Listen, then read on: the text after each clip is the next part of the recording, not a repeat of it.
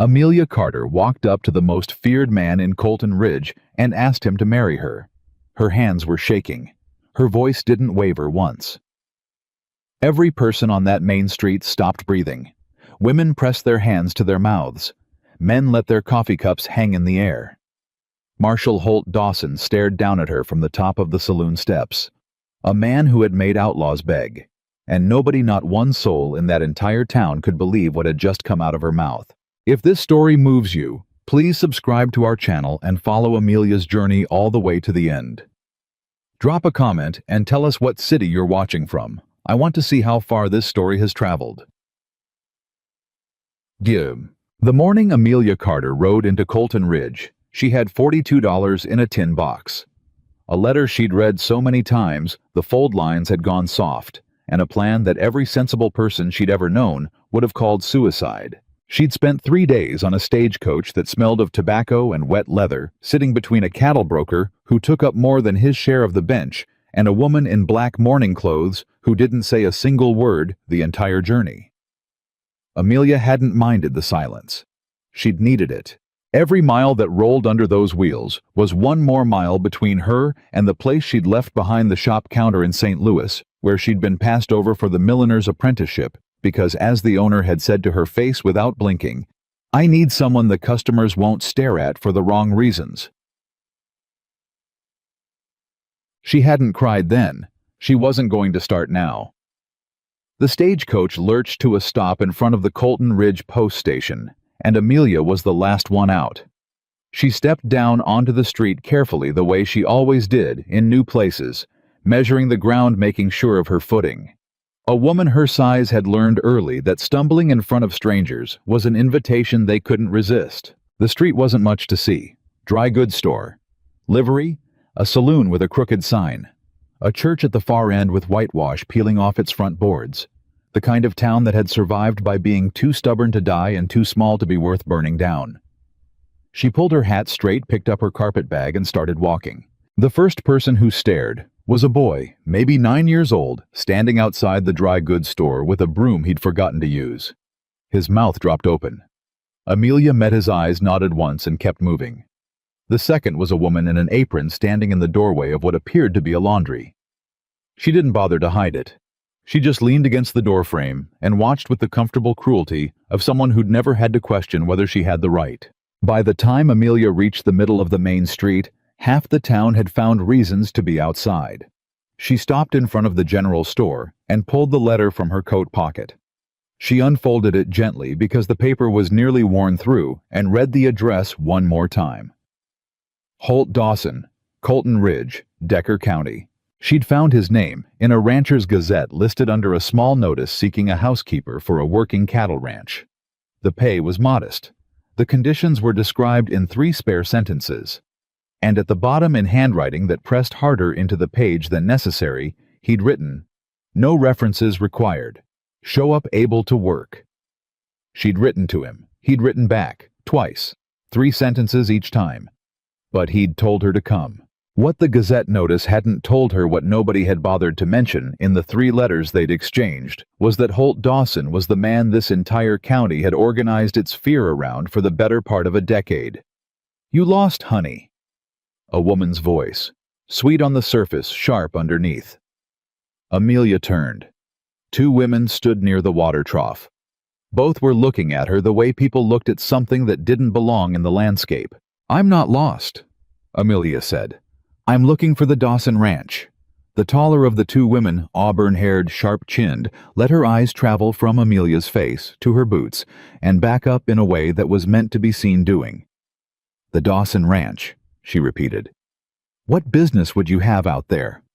"My own," Amelia said pleasantly. The woman's smile didn't change, but something behind her eyes did. "Holt Dawson doesn't take visitors." "I'm not a visitor." "Then what are you?" Amelia tucked the letter back into her pocket. "I'm his new housekeeper." The silence that followed was the kind that had weight to it. The kind that falls on a room when something has shifted that can't be shifted back. The auburn-haired woman looked at her companion. The companion pressed her lips together in a way that communicated something Amelia had seen on women's faces her whole life, That particular blend of disbelief and judgment that didn't need words to land. "Lord have mercy," the woman murmured. Amelia smiled at her. It was the smile she'd built over 24 years of being looked at exactly that way. Contained. Patient. A little harder than it appeared. "Could one of you point me toward the ranch road?" she asked. Neither of them answered, but an old man sitting on the porch steps of the general store lifted one weathered hand and pointed east without looking up from his pipe. 3 miles out. Road forks past the mill, take the right fork." "Thank you," Amelia said. She walked. She heard the name for the first time an hour later from a water well halfway down the road, where a ranch hand was filling a leather bucket and talking to nobody in particular, or maybe to his horse about the trouble last spring when the Calloway brothers had tried to rustle 40 head of cattle from the Dawson stock. Holt tracked all 3 of them himself, the man was saying, shaking his head. The way people shook their heads at things they found both terrible and impressive. 2 days. Didn't eat far as anyone could tell. Brought them back tied to their own horses. Didn't even look tired. The horse flicked an ear. Town's never decided if they're more glad he's on their side or more scared of him being on it, the man concluded. Amelia had slowed her pace without meaning to. The ranch hand looked up, registered her, and went absolutely still in the way people went still when they couldn't decide which emotion to land on first. "Ma'am," he said, finally touching his hat brim out of reflex. "Good afternoon," Amelia said. "Is the Dawson Ranch much further?" "About 2 miles east," he paused. You're not heading there, are you?" "I am." He stared at her for a long moment. Then carefully, the way a man chooses words when he's trying to be kind and truthful at the same time, "Mr. Dawson ain't real welcoming of company, ma'am." "I'm not company," she said. "I'm staff." He looked at her the way the women in town had looked at her, but there was less cruelty in it and more genuine alarm. "Well," he said. He didn't add anything after that. He just stepped aside and let her pass. The first sight of the Dawson Ranch made her understand something she hadn't from the letters. The man who'd written "show up able to work" in that hard-pressing handwriting was not running a modest operation. The fence lines stretched further than she could see from the road. The barn was twice the size of any she'd seen in Missouri. There were horses in the east pasture, not a few, not a handful. A proper herd of them, moving in that fluid, unhurried way that spoke of good breeding and better care. The ranch house itself was built to last rather than to impress. Wide porch, solid roof. The kind of house that a man builds when he has decided he is staying somewhere permanently and wants the structure to outlive him. Amelia stopped at the gate. A man was coming down from the porch steps. She had imagined from the letters a man in his 50s. Older. Thick through the middle the way men got when they'd spent 20 years working hard and eating well. Holt Dawson was not that man. He was somewhere in his middle 30s. Dark-haired, the kind of dark that picked up the afternoon sun and refused to soften it. His face was all sharp angles and years of weather, handsome in a way that looked like it hadn't been arranged on purpose, as if his features had simply settled into their positions through the combined force of hard work and harder living, and hadn't asked anyone's opinion about it. He was tall, broader through the shoulders than the men she'd passed on the road. He moved across the yard the way men moved when they had long since stopped caring whether other people were watching them, easy, unhurried, purposeful. He stopped 10 feet from the gate. He looked at her the way she had looked at the ranch. Thoroughly. Without apology. The way you looked at something you were considering trusting with something that mattered. Then he said, "Miss Carter." His voice was lower than she'd expected. Not rough. Just settled the way a river sounds after it's come through the narrow part and found its wide stretch again. "Yes," she said. He came the rest of the way to the gate, opened it and reached for her bag. She let him take it. "The room's in the back of the house," he said. "South-facing, gets good light in the morning." He started walking. "Supper's at 6. I eat early." She fell into step beside him. "Mr. Dawson." "Holt." She paused for one step and then matched his pace again. "Holt." I want to be clear about what I'm here to do. I cook, I clean, I can manage accounts if you need them managed, and I'm not afraid of hard work. What I'm not here to do is be something to apologize for." He stopped walking. She stopped with him. He turned and looked at her fully. Not the passing, assessing look from the gate. A full, direct look, the kind that most men didn't give women they'd just met, because most men were either too indifferent or too affected. "Why would I apologize for you?" he said. She held his gaze. "People in town already have opinions." "People in town have opinions about everything," he said. "It's the only entertainment they can afford." He picked up walking again. "I didn't hire you to manage what the town thinks of you. I hired you to run the house. If you do that, we'll get along fine." She followed him up the porch steps. "And if I don't," she asked, "then I'll tell you so directly, and you can find other employment." He held the door open. "I don't operate any other way." She walked inside. The first week was the work of learning. Holt Dawson ran his ranch the way he appeared to do everything else, with an economy of movement and almost no wasted words. He was up before sunrise. He ate without ceremony. He gave instructions once and did not repeat them. He was not rude. He simply operated at a frequency below what most people were tuned to. Amelia found that she didn't mind it. She'd spent her whole life in rooms that talked too much. Rooms full of people who felt it was their Christian duty to narrate her existence back to her, her size, her choices, her apparent failure to conform to some expected shape. Silence, in comparison, felt like a gift. She learned the house in 3 days. She had the larder sorted by the 4th.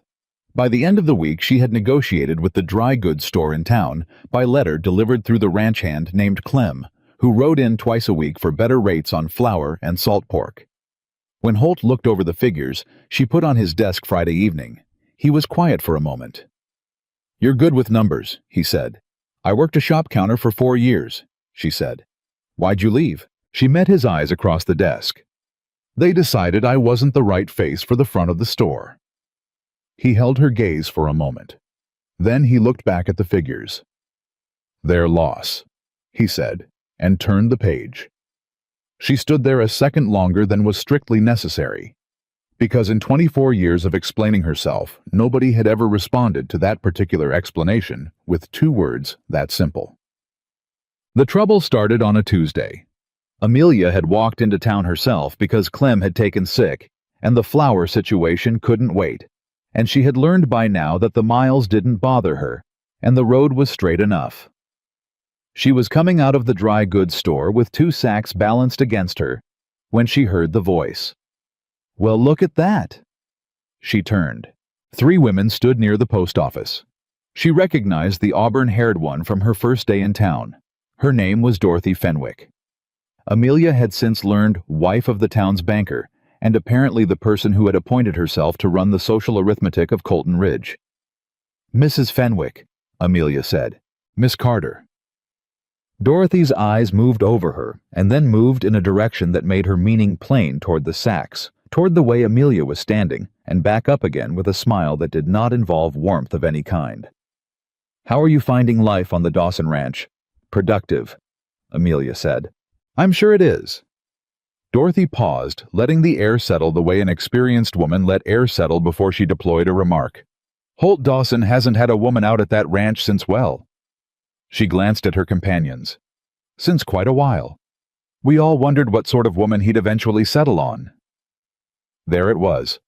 Amelia had been waiting for the particular shape of it. The dress it would come in.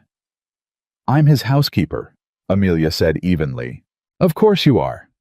Dorothy smiled. "I just didn't realize Holt had become the charitable sort." The street wasn't busy, but it was busy enough. 2 men loading a wagon nearby had stopped working. The boy with the broom was staring with the uncomplicated curiosity of children who have not yet learned to perform indifference. Amelia shifted the sacks and looked at Dorothy Fenwick with the even patient attention of a woman who had stood in this exact current her whole life. "I didn't realize you were acquainted with Charity Mrs. Fenwick," she said. "Since I've been paying full price for everything I've bought in this town, I haven't seen much evidence of it." Dorothy's smile went absolutely still. Good day, Amelia said, and kept walking. She told Holt about it that evening. Not because she was looking for intervention, but because she understood that the kind of thing Dorothy Fenwick had said didn't stay in the moment it was said in. It traveled. It accumulated. And she felt that an employer deserved to know when his town was talking. She put his supper on the table and said, while he was still hanging his hat by the door, "Dorothy Fenwick said something to me in town today that you should probably be aware of." He came to the table and sat down. "Say it." She did. She said it plainly, without softening it, because softening it would have been a kind of dishonesty. When she finished, he was quiet for a moment. He picked up his fork. He put it down again. "Fenwick's wife," he said. "She said she's the banker's wife. Yes. Gerald Fenwick." He said the name the way you said the name of a thing you'd taken the measure of and filed away a long time ago. "He's had his eye on land east of my south pasture for 3 years. Sent 2 separate offers. I turned them both down." Amelia sat across from him. "So it's not entirely about me. It's not about you at all," he said. "She just found you useful." He picked up his fork again. "She'll keep looking for angles. Best thing you can do is give her nothing that looks like an angle." "I'm not in the habit of giving people that kind of thing," Amelia said. He looked at her. "I know." She waited a beat. "How do you know you've known me 10 days? "You walked into town alone to get flour because my hand was sick," he said. "You didn't ask me to come with you. You didn't make it into something that required handling. You just did it." He started eating. "People who look for help they don't need give you a different kind of look when things get hard. You don't give that look." Amelia poured the coffee. She didn't say anything for a moment because there was something happening in her chest that required a moment to navigate the particular unfamiliar pressure of being accurately observed by someone who was not asking for anything in return. "You're a strange man, Holt Dawson," she said. "I've been told," he said. The following Sunday, she made the mistake of going to church. She had thought about it and decided that not going would look like avoidance, and avoidance was the cousin of shame, and she was done being related to shame. So she dressed in her good blue dress, which was the nicest thing she owned, and she walked the 3 miles to the church with the peeling whitewash, and she went inside. The pew she sat in emptied within 2 minutes. Not dramatically. Nobody stood up and announced a relocation. They just drifted. Found reasons to be on the other side of the aisle. Remembered that they'd promised the Hendersons they'd sit with them. Discovered that the left side of the church had better light. She sat alone through the entire service. The preacher, to his credit, looked uncomfortable about it, but he didn't say anything. Amelia sang the hymns. She listened to the scripture. She bowed her head for the prayer. When the service ended and she was filing out, she found Dorothy Fenwick waiting in the vestibule, not blocking the door, not so crude as that. Just standing where she could be seen and could make eye contact with precisely the people she wanted to make eye contact with. "Miss Carter," Dorothy said, "brave of you to come." "I didn't think bravery was a requirement," Amelia said. "It isn't for most people." The women around Dorothy arranged themselves into the particular kind of silence that passes as agreement. "Well," Amelia said, "I suppose I'll see you next Sunday then." She walked out into the sunlight. She kept walking until the church was behind her, and the road was empty enough that there was nobody to see her face, and then she stopped for a moment, with her hands flat at her sides, and breathed through the thing that was happening in her chest. The hot, familiar pressure that she'd spent 2 decades learning to breathe through without letting it show. She had not come to Colton Ridge to be welcome. She had come to work and to survive, and to find somewhere in the doing of those things a life that belonged to her. But some mornings, the gap between what a person was working toward and where they were standing was hard to look at directly. She was halfway back to the ranch when she heard the horse. She turned. Holt was riding toward her from the direction of the church, which meant he'd been there, or somewhere near it, and had seen her leave. He pulled up alongside her on the road, and he didn't say anything for a moment, just looked at her with that direct, uncalculating attention. I didn't know you attended, she said. I don't, he said. I saw you walking in and I went around back to check on something. A pause. Then I saw you leave early. Service ended. It ran 40 minutes short, he said. She looked up at him. He was watching her with the same quality of attention he'd given her that first day at the gate assessment without performance. It was fine, she said. Amelia. It was the first time he'd used her name. Not her last name, not the formal Miss Carter. Just her name flat and direct the way he said everything. She looked up. Was it fine? He said. She held his gaze. No, she said. But it will be. He was quiet for a moment, then he held down a hand. Ride back, he said. She looked at the hand. At him. At the hand again. I'm perfectly capable of walking, she said. I know you are, he said. Ride back anyway. She took his hand. He pulled her up behind him, and they rode the last 2 miles back to the ranch in silence. Not the empty silence of two people with nothing to say. The full silence of two people who were against both their intentions, beginning to understand each other. That night after supper, she found a cup of coffee on the kitchen table. She hadn't made it. She'd been in the back room sorting linens. She stood in the kitchen and looked at the cup for a long moment. Then she sat down, wrapped both hands around it, and felt something loosen very slightly in the center of her chest. Something she hadn't known was wound so tight. She was mending a shirt in the front room 3 weeks into her time at the ranch when she heard the wagon in the yard. She didn't look up at first because wagons came through Clem, arriving with supplies, the occasional rancher stopping to talk cattle business with Holt. But this wagon was followed by voices that carried, and one of them she already knew. She came to the window. Gerald Fenwick was in the yard. A large man, heavy through the jaw, dressed with the deliberate care of a man who wanted you to notice that he could afford to dress carefully. He was talking to Holt near the barn door, and the angle of his body leaning forward, hands spread, was the body language of a man making a proposal he expected to succeed. Holt stood with his arms at his sides, listening. His face gave away nothing. Amelia couldn't hear what was being said, but she watched Holt's expression go through something, not anger, nothing that readable. More like the face of a man identifying a thing he'd already categorized a long time ago and finding it exactly where he'd left it. Then Holt said something. Short. 2, maybe 3 words.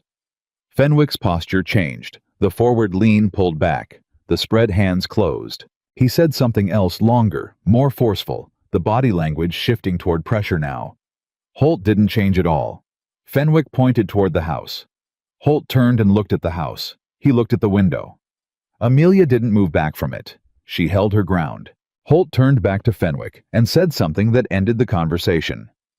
Not with force. He didn't raise a hand, didn't take a step forward, nothing that would read as threat from a distance. He just spoke with the complete, unperformed calm of a man who had decided something so long ago that there was nothing left in the question to be agitated about. Fenwick climbed back into the wagon. He drove away. Holt came inside. He hung his hat on the hook. He came into the kitchen, poured himself a cup of coffee, and sat down. Amelia set down the shirt. What did he want? He wants the east pasture land, Holt said. Made an offer again. And the part where he pointed at the house. He looked up. I was watching from the window, she said. What did he say about me? Holt wrapped both hands around his mug. He was quiet for a moment, in the way he was quiet when he was deciding how honest to be, not to protect himself, she'd figured out, but to protect other people from the force of things he knew. He said I was making a mistake, Holt said. Keeping a woman like you on the property. Said it put ideas in people's minds. She sat down across from him. What kind of ideas? The kind that are bad for business, he said. His words. She was quiet. I told him. Holt said that I didn't run my ranch to manage what ideas lived in Gerald Fenwick's mind, and that if his mind kept producing those kinds of ideas, the problem was his mind. Amelia looked at him. And then I told him to get off my land, Holt said. She was quiet for a long moment. Then she said, "He's going to cause trouble." "He's been trying to cause trouble for 3 years," Holt said. "He hasn't found the right place to press yet." He looked at her steadily. "He thinks he found it." "In me?" "Yes." She met his eyes. "Will he—" Holt held her gaze. "Not," he said, "if I have anything to say about it." She thought about leaving. She lay in her room that night, the south-facing room, with the good morning light, and she ran the arithmetic the way she always ran it when situations turned. The money she'd saved, the letters she still had, the other towns, other notices in other gazettes, other houses with "show up, able to work" in hard-pressing handwriting that meant something different from what this one had come to mean. She thought about Dorothy Fenwick's face in the vestibule, about the empty pew, about the word charitable, used as something sharp, wrapped in something smooth. She thought about a cup of coffee she hadn't made sitting warm on a kitchen table. She thought about a man on horseback who had not said, "Are you all right?" because he could see she wasn't and saw no point in asking a question with an obvious answer, and had just held down a hand and said, "Ride back anyway." She stayed. The night that changed things came at the end of her 4th week. She had been in the kitchen after supper when she heard shouting in the yard. She went to the door. 3 men were at the gate. Not Fenwick. These were younger, rougher, the kind of men who got hired to deliver messages that didn't need to be spelled out. One of them had a lantern he was holding in a particular way that made Amelia's stomach go cold. Holt was already on the porch. "You got 24 hours, the one with the lantern called out. "Sign the land over to Fenwick or things get complicated." Holt said nothing. "That's a nice barn you got," the man said. "Shame if something happened to it." Amelia looked at Holt. His face was absolutely even. His hands were at his sides. She recognized in the still economy of how he was standing that he was calculating something, not whether to be afraid, but the exact weight and nature of what was in front of him. "You delivered your message," Holt said. "Now get off my land." The man swung the lantern, and Amelia, without thinking about it, without anything resembling a plan, walked off the porch and straight toward the gate. "Amelia," Holt said behind her. His voice was not alarmed. It was warning. She kept walking. She stopped 6 feet from the gate and looked at the man with the lantern. "My name is Amelia Carter," she said. "I'm the housekeeper on this property. If you set anything on fire on this land, I will personally ride to the county seat and give a written account to the sheriff and the territorial judge of who you are, what you said, and who sent you. I have a good memory for faces." She held the man's gaze. "And I have nothing to lose." The man stared at her. He looked at the man beside him. He looked back at her. "Lady," he said, "you don't know what you're getting into."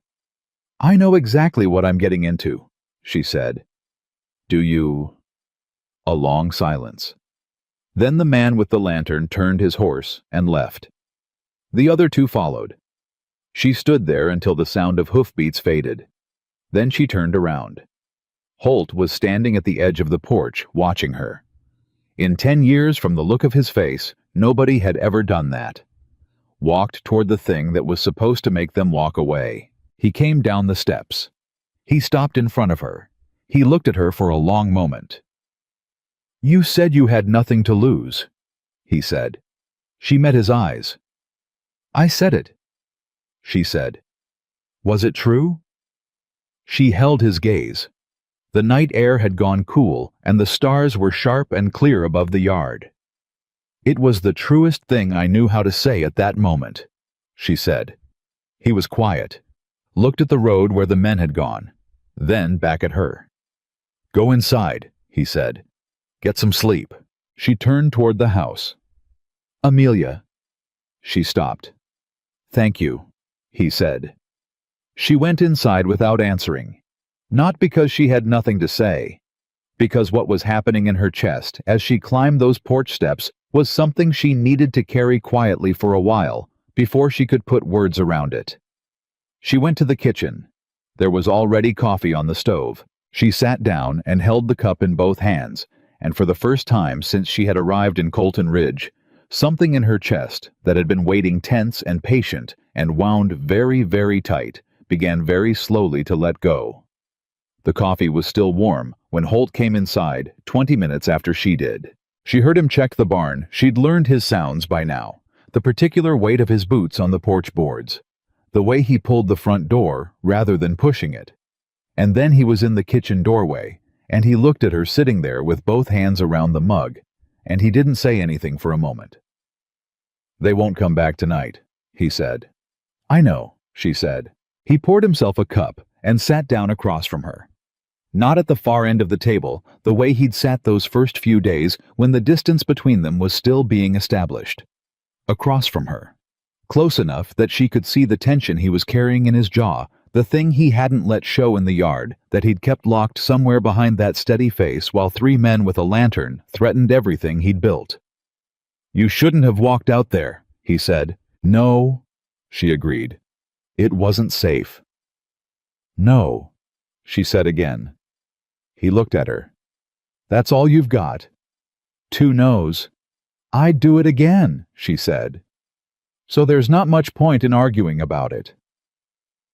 Something moved across his face. Not quite a smile.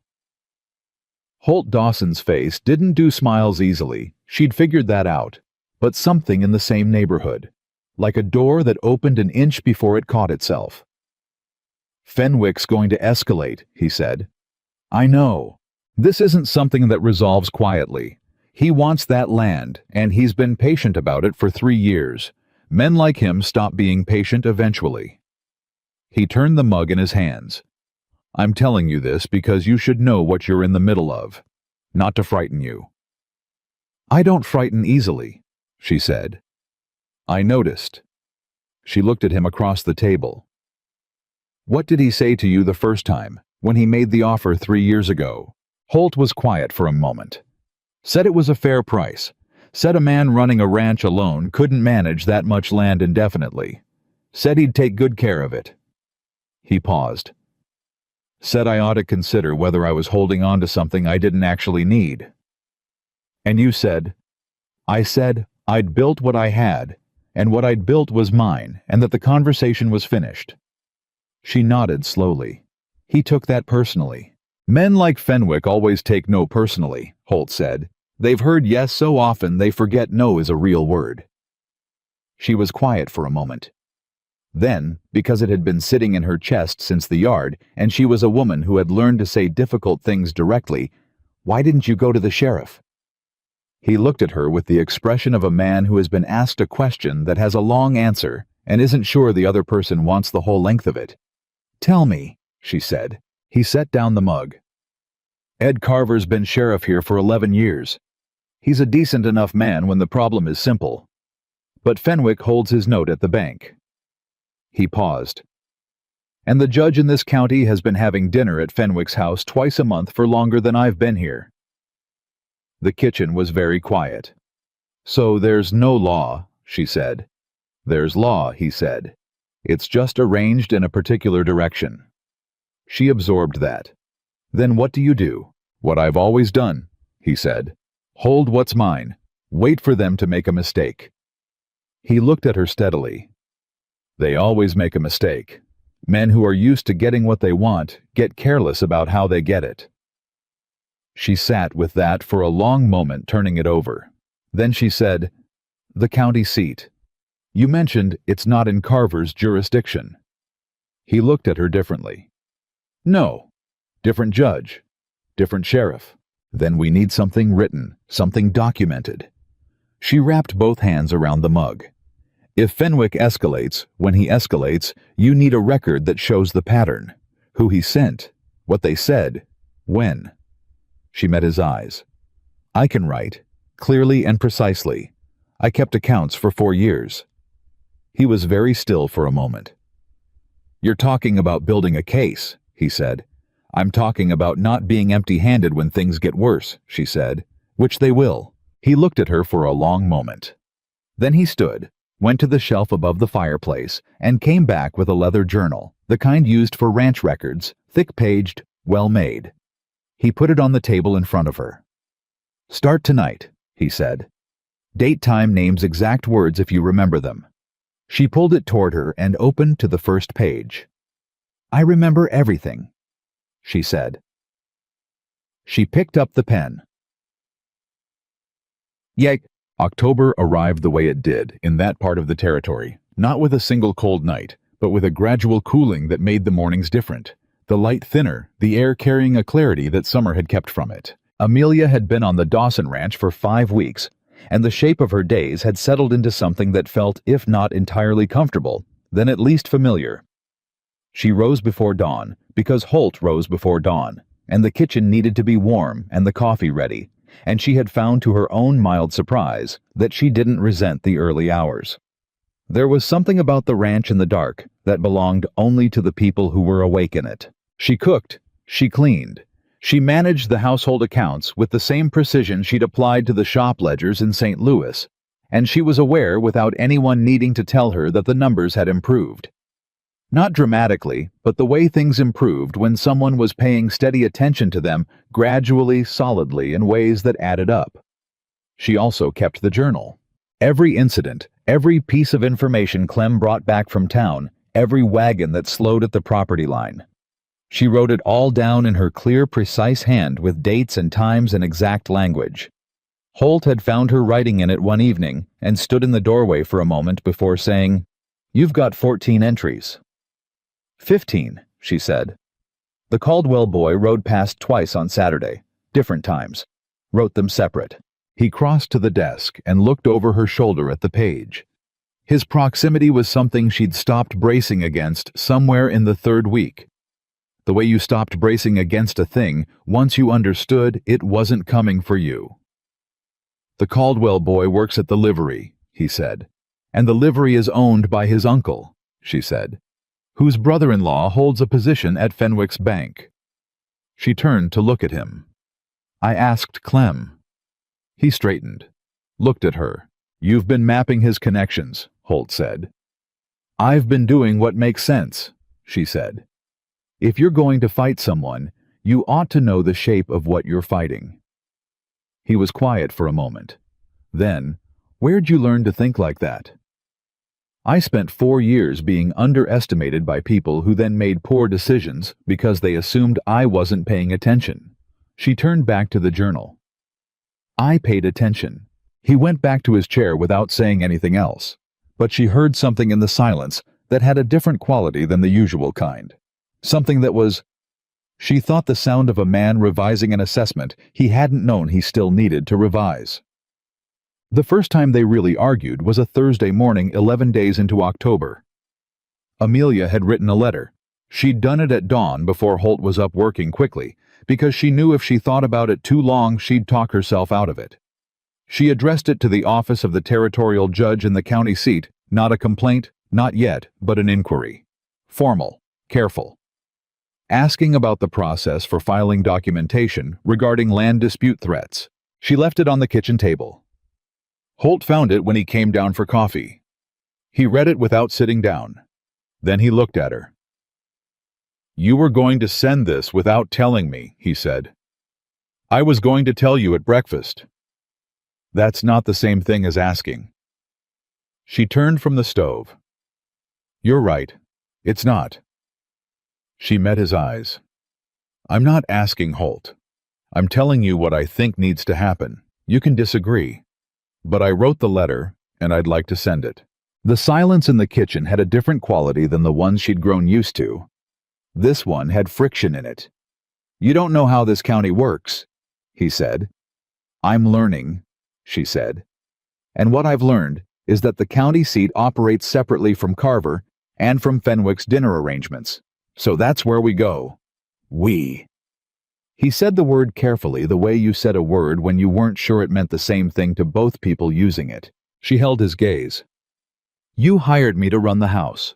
I'm running it. This house is in the middle of a land dispute, and the way I run a house that's in trouble is to document the trouble and put it somewhere it can't be ignored." He put the letter down. He put his hands flat on the table. He was quiet for long enough that she started to think she'd miscalculated, that she'd pushed somewhere she didn't have the standing to push, that the particular confidence she'd arrived with was about to be rebalanced by the reality of whose ranch this was and whose decisions mattered here. Then he said, "Add a line. Ask for the name of the deputy clerk who handles territorial land records. If we're building a file, I want it with the right person." She turned back to the stove. "I'll add it before Clem leaves," she said. Check. The letter was 3 weeks gone, and they were still waiting for an answer when Dorothy Fenwick came to the ranch. Not Gerald. Dorothy. She arrived in a small buggy on a Tuesday afternoon, dressed well and smiling warmly, which was how Amelia recognized that this was not a social call. Amelia saw the buggy from the kitchen window. She dried her hands, set down the dish, and went to the door. Dorothy climbed down from the buggy with the practiced ease of a woman who understood that how you arrived somewhere communicated as much as anything you said when you got there. She came up the path with a basket over one arm, and her smile was the kind that had been refined over years of use until it could mean almost anything. "Miss Carter," she said, "I hope I'm not interrupting." "You are," Amelia said, "but come in." Dorothy's smile registered the directness and filed it away. She came inside, set the basket on the kitchen table, and looked around with the composed attentiveness of a woman cataloging something. "I brought preserves," Dorothy said. "Peach. Made them myself this summer." "That's kind of you," Amelia said. She did not move to open the basket. Dorothy sat down. Not asked, just sat, which told Amelia something about how she understood the social geography of this kitchen. "I wanted to speak with you privately, woman to woman." "All right," Amelia said. "I know we started badly," Dorothy said. Her voice had shifted into something softer, more considered. "I want to be honest with you. My husband wants that land. You probably know that by now." "I do. And I want to be honest about something else." Dorothy folded her hands on the table. "What I said to you in town was unkind. I want to apologize for it." Amelia looked at her. Dorothy held her gaze. Her eyes were steady, practiced. The apology was well constructed. It had the right amount of directness and the right kind of regret in it. "I appreciate that," Amelia said. "What do you want?" Dorothy blinked. Just once the smallest hesitation. "I want to help you," Dorothy said. "Miss Carter, you came here without connections, without family. This town can make life very difficult for a woman alone. But it doesn't have to be that way. If things were settled, if the land question were resolved, Gerald would have no reason to press the matter further. And I could make it clear to the right people that you're someone worth knowing." She paused, letting it sit. "You'd be welcomed," Dorothy added. "Properly." Amelia was quiet for a moment. She looked at the basket of preserves. She looked at Dorothy's folded hands. She looked at Dorothy's face, at the careful warmth in it, the architecture of a good performance. "Mrs. Fenwick," she said, "I want to be honest with you in return. I grew up in rooms where people offered help that was actually leverage. I know what it looks like." She pulled the basket gently toward her. "The preserves are a nice touch. I'll use them." Dorothy's expression went very still. "What are you saying?" she said. "I'm saying this conversation is finished," Amelia said pleasantly. "Thank you for coming." Dorothy stood. Her composure held. It was good composure, the kind built over decades, and it didn't crack. But something behind it shifted. Something that looked, if you watched carefully enough, very much like recalculation. "You're making things harder for yourself," Dorothy said. "And for him." "People keep telling me that," Amelia said. "It hasn't been accurate yet." Dorothy walked to the door. At the threshold she paused. "Holt Dawson is a man who has been alone a long time," she said. "Be careful you understand what that means." "Be careful you understand," Amelia said, "that I do." Dorothy left. Amelia stood in the kitchen for a moment. Then she went to the journal and wrote down everything Dorothy had said with the time and the exact wording, and she added at the bottom, "Indirect proposal, surrender the land question in exchange for social acceptance." Declined. She closed the journal. She put the peach preserves in the larder because they were genuinely good preserves, and throwing them out would have been a waste. She told Holt that evening. He listened without moving his fork in his hand and his food forgotten. When she finished, he set the fork down. "She came here herself," he said. "Yes." "Gerald sent his wife." He was quiet for a moment. "That means he's changed tactics. He sent those men to frighten you off. When that didn't work—" He stopped. "When that didn't work, Amelia said he sent someone to buy me off instead." Holt looked at her. "And you said no." "I said no." He picked up his fork again. He was quiet for a long moment, the kind of quiet she'd stopped reading as indifference and started reading as the thing it actually was, a man processing something he hadn't expected. "You understand what you're becoming," he said carefully. She looked at him. "What am I becoming?" "The thing he needs to remove," Holt said. "Before you were just a housekeeper that gave the gossips something to talk about.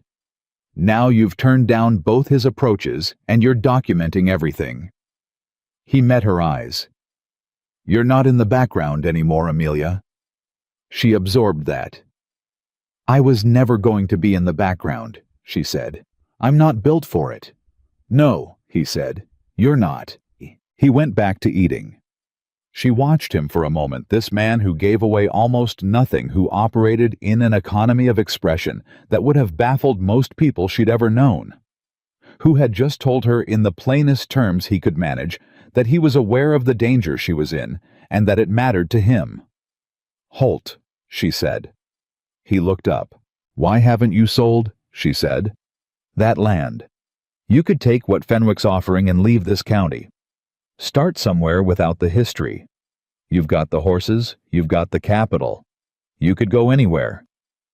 He looked at her for a long time. "My wife is buried on this land," he said. The kitchen went very still. She hadn't known. Clem hadn't mentioned it. The town gossips had circled the fact of a dead wife without ever giving Amelia the actual coordinates of her. "I'm sorry," she said. "She died 4 years ago," he said. "Fever. It was fast." He turned the mug in his hands. "She loved it out here, said the sky was bigger. Wasn't wrong." A pause. "I'm not leaving." She didn't say anything for a moment. Then carefully, "Does that make it harder, having someone else in the house?" He looked at her. "You're not someone else," he said. "You're you. Those are different things."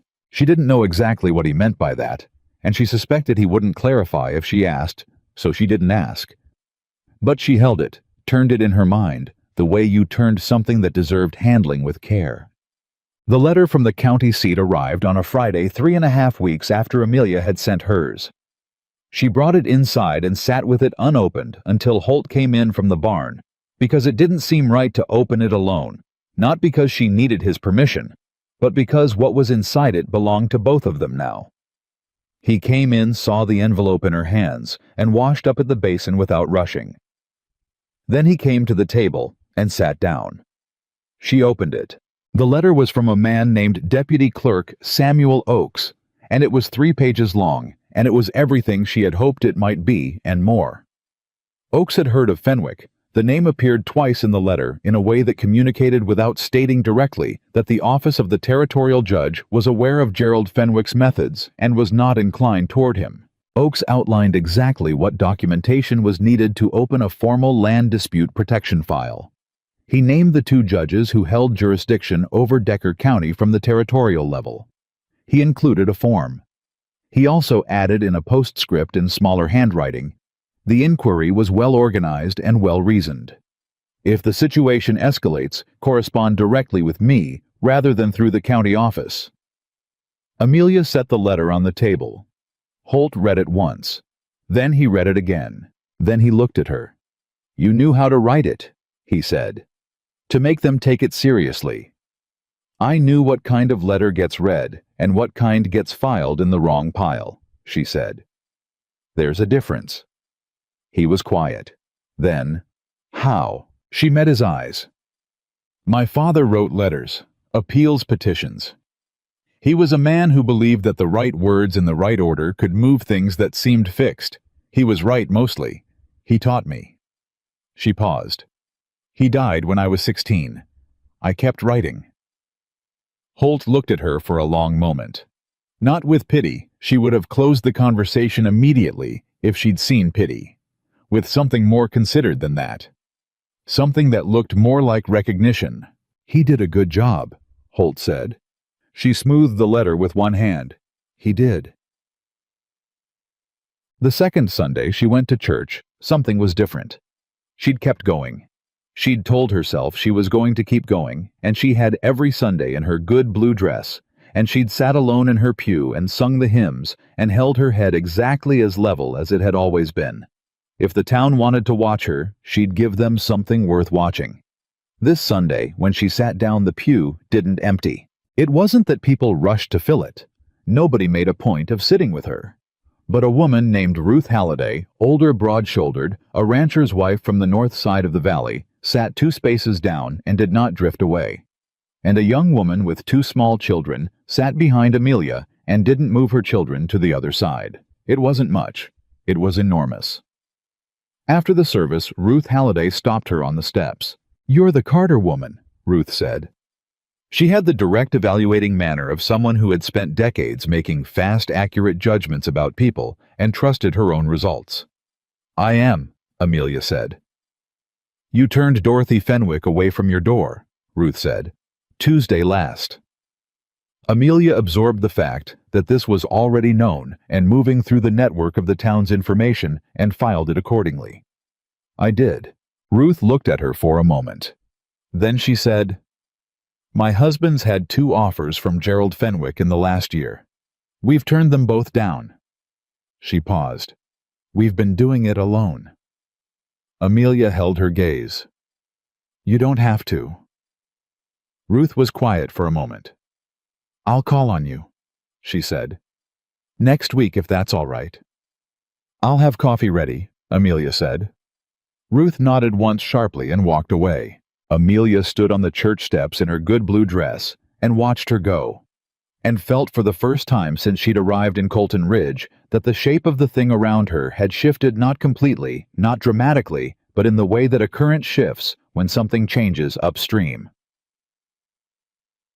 Holt was on the porch when she got back. He had a coffee in his hand and was looking east the way he sometimes looked east in the evenings, not at anything specific she'd come to understand, just the direction where his south pasture ran, and the land that Fenwick wanted sat waiting.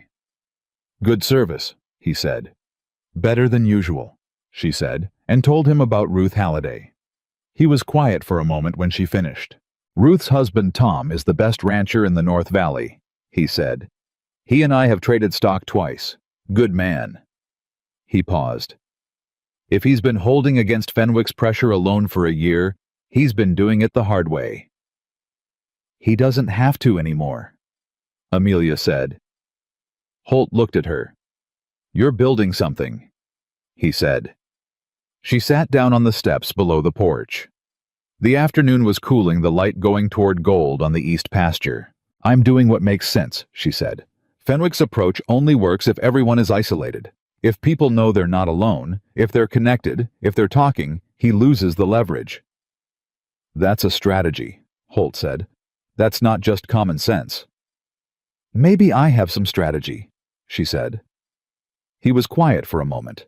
Then he sat down on the top porch step, which put him a step above her, and close enough that she could hear him breathe. "When I put that notice in the Gazette," he said, "I was looking for someone to run the house. Keep the kitchen, manage the supplies. I'd had 2 women through in the previous year. 1 left after a month. 1 lasted 3 weeks. "Why?" she said. "Isolation," he said. "The ranch is remote. The town wasn't welcoming. I'm not—" He paused. "Easy company." "You're fine company," she said. "You're just quiet company. Those aren't the same thing." He looked at her. She looked up at him. "What I'm saying," he said carefully, "is that I put that notice in the Gazette looking for a housekeeper. I didn't expect—" He stopped again, started over. You're not what I expected. What did you expect? He looked east. Someone who needed the work badly enough to stay. Someone I'd leave alone and she'd leave me alone, and the house would run, and that would be enough. And instead you got me, she said. And instead, I got you, he said. She turned that over. Is that a complaint? No, he said. It came out without hesitation. The kind of no that doesn't need qualifying. It's not a complaint. They sat there for a while after that, not talking while the light went off the east pasture and the first coolness of evening moved in from the north. It was, she thought, one of the most companionable silences she'd ever been in. The kind that happens between people who have stopped needing to fill the space between them with words. Ruth Halliday came on Thursday.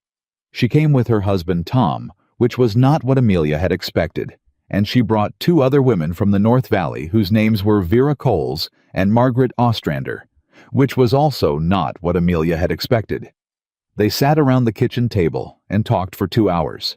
Holt excused himself to the barn, with the particular tact of a man who understood that the conversation needed the kitchen to itself, and Amelia laid out coffee and the last of the peach preserves on bread, and listened while 4 people told her in different voices and at different levels of contained anger the same story. Fenwick had been pressing land in this county for 6 years.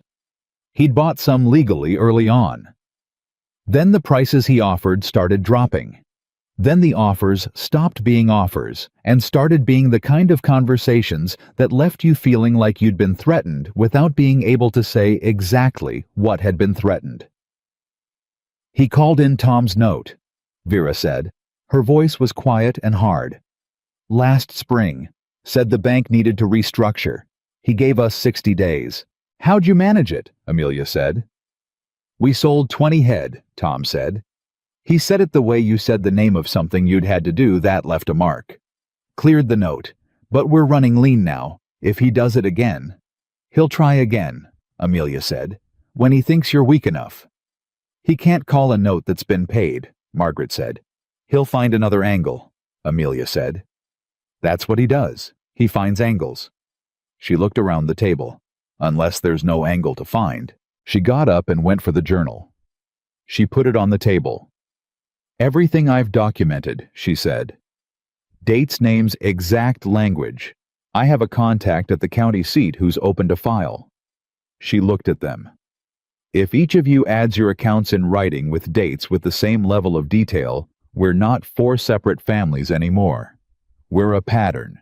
And a pattern is something a territorial judge can act on. The kitchen was very quiet for a moment. Then Ruth Halliday put both hands flat on the table and leaned forward. Tell me, she said, exactly what you need. Holt came back in when the Hallidays' wagon was pulling out of the yard, and he stood in the kitchen doorway and looked at the table at the cups. The journal opened to a page full of new handwriting from 4 different people. The breadboard with the preserves half gone. He looked at Amelia. How many pages? He said. 9 new accounts, she said. 6 years of incidents, names, dates. She closed the journal. Fenwick's been operating in this county for a long time. He's never had anyone put it all in one place before. Holt crossed to the table. He sat down and opened the journal and read in silence for a long moment. When he looked up, there was something in his face that she hadn't seen there before. Not relief. It was too early for that, and he was too careful a man for premature relief. Something quieter than that. Something that looked like the first suggestion of possibility. You understand what happens when he finds out? He said. She looked at him steadily.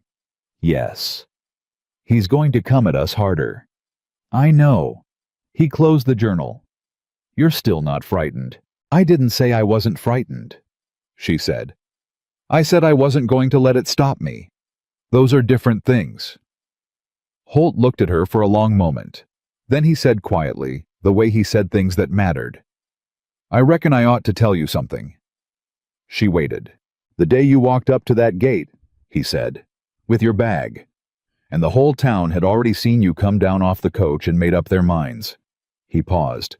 I watched you walk that 3 miles. I was coming in from the east field. I saw you on the road.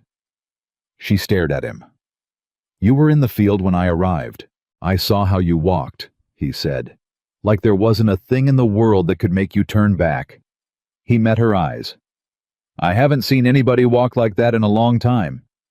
The kitchen was completely still. And you still made me wait at the gate, she said. One corner of his mouth moved, not quite a smile, something that lived in the same country as one. I needed a minute, he said. She looked at him. He looked at her. The journal sat between them on the table, full of the careful documentation of other people's pain and her own patient anger.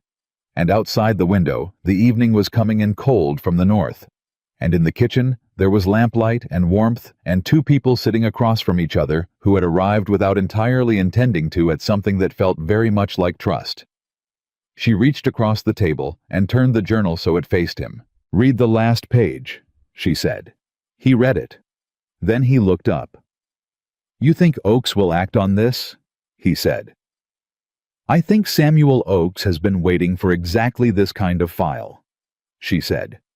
I think men in his position see what's happening and know they can't move until someone gives them something to move on. She paused. We just gave him something to move on. Holt set the journal down. All right, he said. All right, she said. She stood up to start supper, and he stayed at the table looking at the journal and the kitchen filled with the familiar sounds of the evening. The stove, the creak of the house settling the horses in the pasture calling once and going quiet. The sounds of a place that was in its own hard-won way beginning to feel like something worth fighting for. The file went to Samuel Oakes on a Monday morning, carried by Clem in a sealed oilskin envelope that Amelia had stitched, closed herself, and addressed in her clearest hand. It contained 41 pages, 6 years of incidents from 4 families, 3 sworn written statements from ranchers who had never before put their names to anything that could be used against Gerald Fenwick, and a cover letter that Holt read twice before he let her seal it. You didn't soften it, he said. No, she said. He handed it back without another word. She sealed it. They didn't talk much that morning. There wasn't much to say.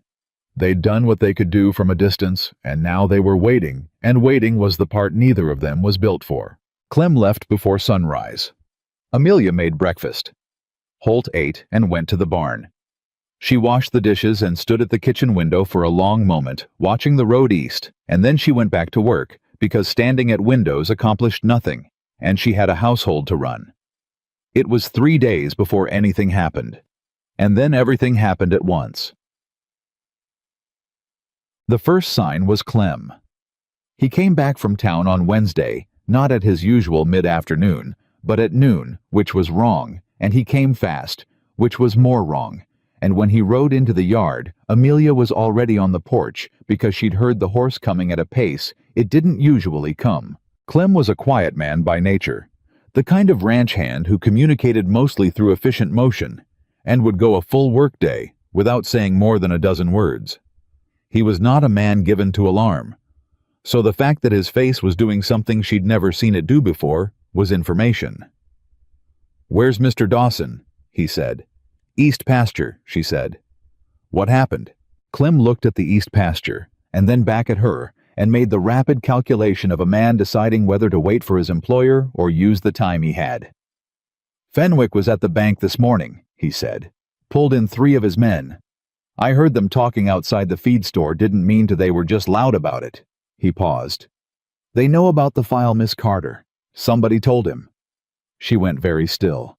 "Who?" she said. "Don't know, but he knows it went to the county seat and he knows there were other families involved." Clem's jaw worked. He was talking about Halliday, said Tom Halliday was going to regret it. She was already moving off the porch. "Go get Holt," she said. "Now." Holt came in from the east pasture at a canter and was off the horse before it fully stopped, which told her that Clem had given him the short version on the ride back. He came through the gate and straight to her. "How long ago?" he said. Clem left town at 11, she said. Call it 2 hours. Did he say what Fenwick was planning? No specifics, but he mentioned Tom Halliday by name. She met his eyes. We need to get word to the Hallidays. Clem, Holt said, turning. Ride to the Halliday place. Tell Tom what you heard. Tell him to stay close to his property and not to go into town until he hears from me. Clem was already heading for the barn. Holt turned back to Amelia. How did he find out? I've been thinking about that, she said. The envelope went through the post station. Earl Dawes runs the post station, and Earl Dawes's wife is Dorothy Fenwick's first cousin. She paused. I didn't think about that when I addressed it. The look that crossed his face wasn't accusation. It was something harder to read than that a man absorbing the weight of a mistake and choosing not to spend time on it because time was what they didn't have. All right, he said. What do we have? Oakes has the file, she said. Whatever Fenwick does now, the documentation is already there. He can't unsend it. But if he pressures the Hallidays hard enough before Oakes acts... She stopped. He can scare them into retracting, Holt said. Or he can call Tom's note again, she said. They sold 20 head to clear it last time. They don't have 20 head to spare. Holt was quiet for a moment. He was doing the calculation she'd already done. She could see it in his face the way he moved through it methodically without panic, with the same steady economy he brought to everything. I've got capital, he said. Enough to cover Tom's note if Fenwick calls it. She looked at him. You'd do that, she said. Tom Halliday put his name on that document, Holt said. Because Amelia Carter asked him to. I'm not leaving him to dangle for it. She absorbed that. The way he said her name when he meant something not as address but as explanation, as reason. Then we need to tell Tom before Fenwick gets there first, she said. I'll ride out myself, Holt said. He was already moving toward the barn. Then he stopped and looked back at her. Lock the doors tonight. Holt? I'm not suggesting you can't handle yourself, he said. I'm saying lock the doors. She nodded. He went to saddle his horse. She went inside and locked the doors. He came back 4 hours later after dark, and he looked tired in the bone-deep way that had nothing to do with the ride. She had supper waiting. She put it on the table without asking questions. He sat down, ate half of it, and then pushed the plate back and rested both forearms on the table. Tom's all right, he said. For now. Fenwick hasn't moved on the note yet. He paused. But there were 2 men from the Fenwick operation watching the North Road when I came through. Not doing anything. Just watching. She poured the coffee. They saw you. They saw me, he said. She sat down. He's going to make a move on you next. He knows you're the one holding this together, that if you break, the others break. She met his eyes. What does he know about you? What angle does he think he has? Holt wrapped both hands around the mug. He knows I've been running this ranch alone, he said. He knows the past few years have been hard. Cattle prices dropped 2 seasons running. I had to let 2 hands go. He knows the margin. He paused. He's probably had someone watching the books the way he watches everything else. So he thinks you're close enough to the edge that the right pressure breaks you, she said. That's what he thinks, Holt said. Is he right? He looked at her directly. No, but it's closer than I'd like. She was quiet for a moment. Then, I have money. Not much, $40 saved from wages and the difference from what I renegotiated on supplies. But I have it. He shook his head. That's yours. It's mine to decide what to do with, she said. And I'm deciding. Amelia. The way he said it, not as rebuke, but as something closer to the sound a man makes when something surprises him past his usual composure. I'm not going to take your savings. You're not taking it, she said. I'm putting it in. There's a difference. She held his gaze. I'm not in the background anymore, Holt. You said so yourself, which means what happens to this ranch happens to me too, and I don't walk away from things that happen to me. He was very still. Then he said quietly, You've been here 9 weeks. I've been here long enough, she said. The kitchen was silent for a long moment. He looked at her in the particular way he had, not the assessing look from the early days, but the other one. The one she'd started noticing somewhere around the 5th week, that was less like evaluation and more like something he hadn't entirely decided what to do with. He didn't take her money, but he didn't argue anymore either, which was a different kind of answer. The attack came on Thursday. Not to the ranch, to the Halliday place. Clem brought the news before breakfast. He'd ridden past the North Road at first light and found Tom Halliday in the yard outside his barn, which had burned in the night. Not the house, just the barn. Deliberately set from the look of it. Clean origin point, too fast to be accident, no lightning, no lamp left burning. Amelia heard it standing in the kitchen with a dish towel in her hands, and she put the dish towel down very carefully because what was happening in her chest needed careful management. Holt's face went to stone. "Anyone hurt?" he said. "Tom got the horses out," Clem said. "3 of them. Lost 4 head of cattle. The structure's gone." Holt was already getting his coat. "Wait," Amelia said. He looked at her. "If you ride straight to the Halliday place," she said, "Fenwick's men see you there. They see you rattled. They see you reacting." She pressed both hands flat on the table. "Write a letter to Oakes first, right now, before you go anywhere. Tell him what happened with the date and time and what Clem saw. Send Clem to the county seat directly, not through the post station directly, and then go to the Hallidays." She looked at him steadily. "We don't give Fenwick chaos. We give him documentation." Holt looked at her for a long moment. Then he pulled off his coat and sat down at the desk.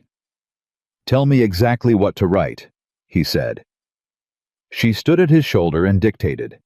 He wrote it in his hard-pressing hand, 3 pages, every detail Clem had given them, and everything that had preceded it, and he signed it at the bottom with a signature that looked like a man who intended to be taken seriously.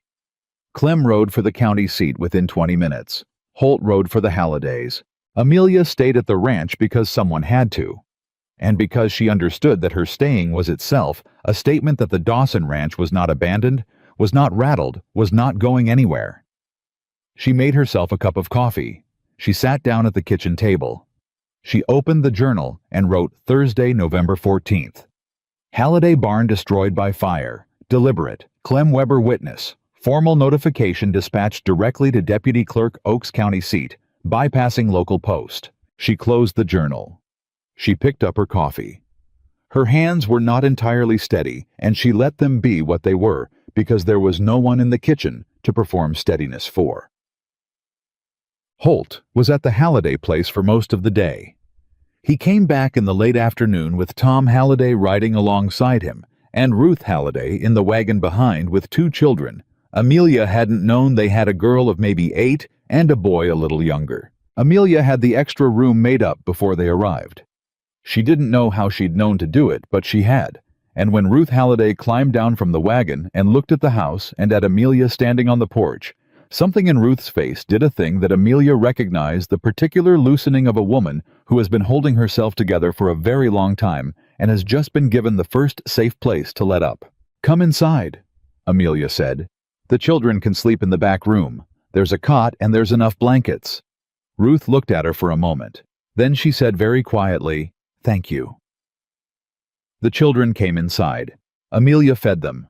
While she was doing that, Holt and Tom sat at the table and talked in the low, rapid way of men working through a serious problem without the luxury of time, and Amelia listened while she worked and understood most of what she needed to understand. Fenwick had made his move, and his move had been to burn something down.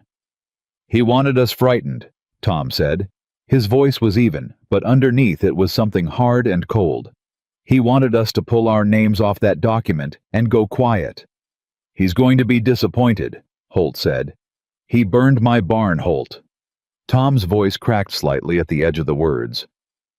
"He burned it with 4 of my cattle in it." "I know," Holt said. "And that's going to Oakes. That's going to the territorial judge. What Fenwick just did isn't a threat anymore, Tom. It's a crime. On paper. With a witness and a date." Tom was quiet. "I know it doesn't bring back the barn," Holt said. "No," Tom said. It doesn't. He pressed both hands flat on the table.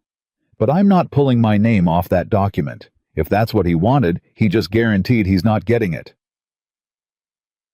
What? That night, after the Halliday children were asleep, and Tom and Ruth had taken the back room, Amelia found Holt on the porch. He was standing with his hands on the railing and his back to the door, looking east. She came out and stood beside him. Neither of them said anything for a while. "This is my fault," Holt said finally. She looked at him. "It's Fenwick's fault. If I'd sold when he first asked, Tom Halliday's barn would still be gone eventually," she said. "Because it was never just about your land. You know that. It's about all of it. It's about whether anyone in this county can say no to Gerald Fenwick and keep what's theirs." She paused. "You didn't cause this. You just refused to surrender to it."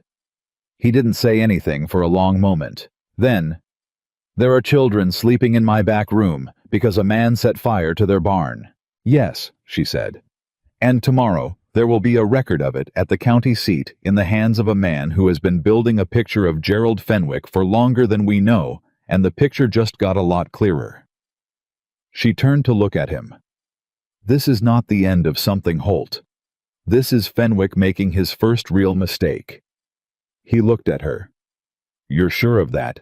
he said. He escalated to arson," she said. "Men like him don't do that unless they're losing the slower game. We made him lose the slower game." She held his gaze. He panicked.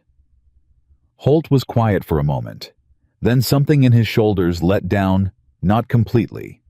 Not the kind of release that meant the thing was over, but the kind that meant a man had decided to believe something he needed to believe. "You should get some sleep," he said. "So should you," she said. He didn't move from the railing. She stayed beside him for a while longer, not because he'd asked her to, because the dark was full of whatever came next, and neither of them needed to face it alone. The second twist came the following morning, and it hit harder than the barn. Clem returned from the county seat, not with a response from Oakes, but with a different letter entirely, one that had been waiting at the county office when he arrived. It was addressed to Holt Dawson. It was from a law office in the county seat, and it stated in formal and very precise language that Gerald Fenwick was filing a legal claim against the Dawson Ranch on the grounds of a debt instrument, a note that Fenwick alleged Holt's wife had signed 7 years prior, borrowing against the East Pasture property and which had never been repaid. Amelia read it standing in the kitchen. Then she read it again. "This can't be real," Tom Halliday said. He'd read it over her shoulder. Holt took the letter. He read it. His face did nothing. Then he folded it very carefully and set it on the table. "Margaret," he said. His voice was even.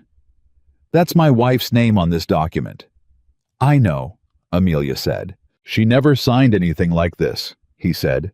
"She didn't borrow against this land. We never needed to. The ranch was clear when she died. I've got the records." "Then this is a forgery," Amelia said. The word landed in the kitchen like a stone into still water. Tom looked at Holt. Holt looked at Amelia. Ruth from the doorway was very still. "He forged your wife's name," Tom said slowly. "That's what I said," Amelia said. She pulled the letter back toward her and looked at it again, at the signature line, at the date, at the stamp of the county notary. "And look at the date. 7 years ago. Right after she died, if I understand the timeline correctly." She looked at Holt. He was looking at the letter. His face had gone to a place she'd never seen it go. Not cold, not angry, not the contained steadiness he usually brought to hard things. Something beneath all of that.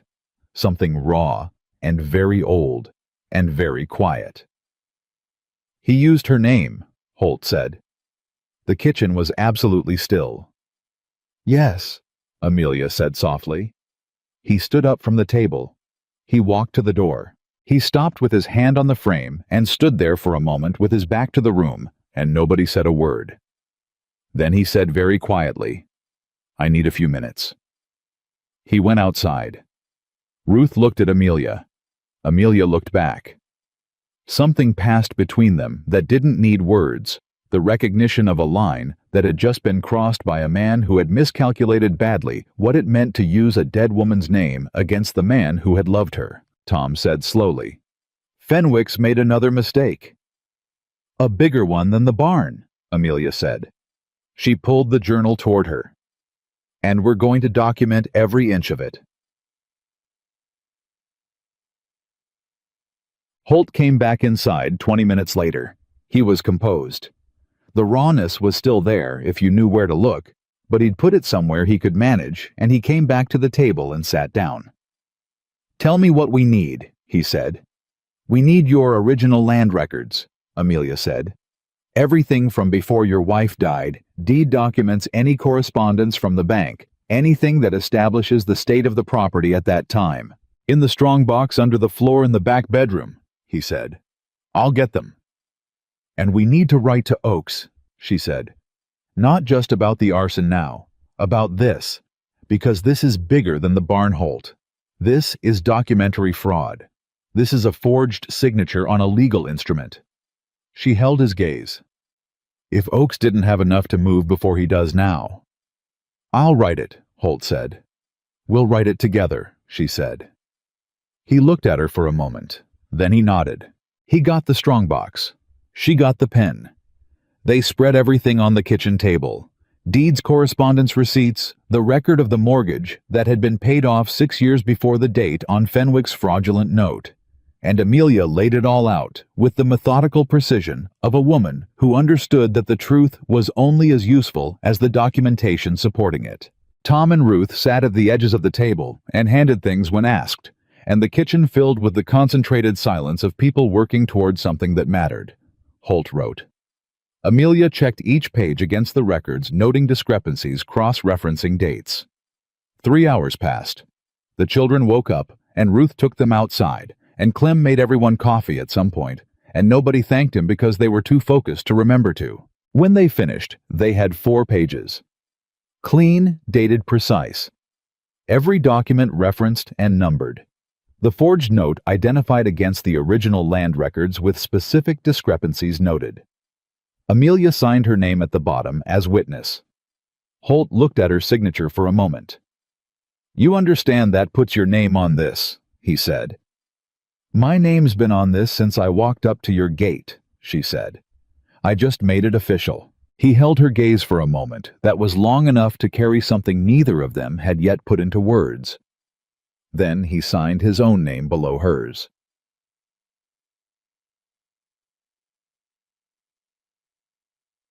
Clem wrote again that afternoon. This time he carried 2 sealed envelopes, one to Oakes, one to the office of the territorial marshal whose jurisdiction Amelia had established by careful reading of the territorial code Holt kept on the shelf by the fireplace, extended to cases of documentary fraud against land rights. She'd found the relevant statute herself at 11 o'clock the previous night, reading by lamplight while everyone else slept. After Clem was gone, and Tom was helping Holt reinforce the west fence line, and the children were occupied in the yard, Ruth came into the kitchen and sat down across from Amelia. She looked at her for a long moment. Who are you? Ruth said. Not unkindly, more like someone who had been quietly revising a question for several days and had finally decided to ask it out loud. What do you mean? Amelia said. I mean you came here as a housekeeper, Ruth said. And now you're running a legal strategy against the most powerful man in Decker County. She paused. Where does that come from? Amelia considered the question. My father believed in documentation, she said. He believed that the right evidence in the right hands could move things that seemed immovable. He spent his life doing it, filing appeals, petitioning authorities, writing letters. She paused. He died before he saw most of it work. But I watched him do it, and I understood the principle. She met Ruth's eyes.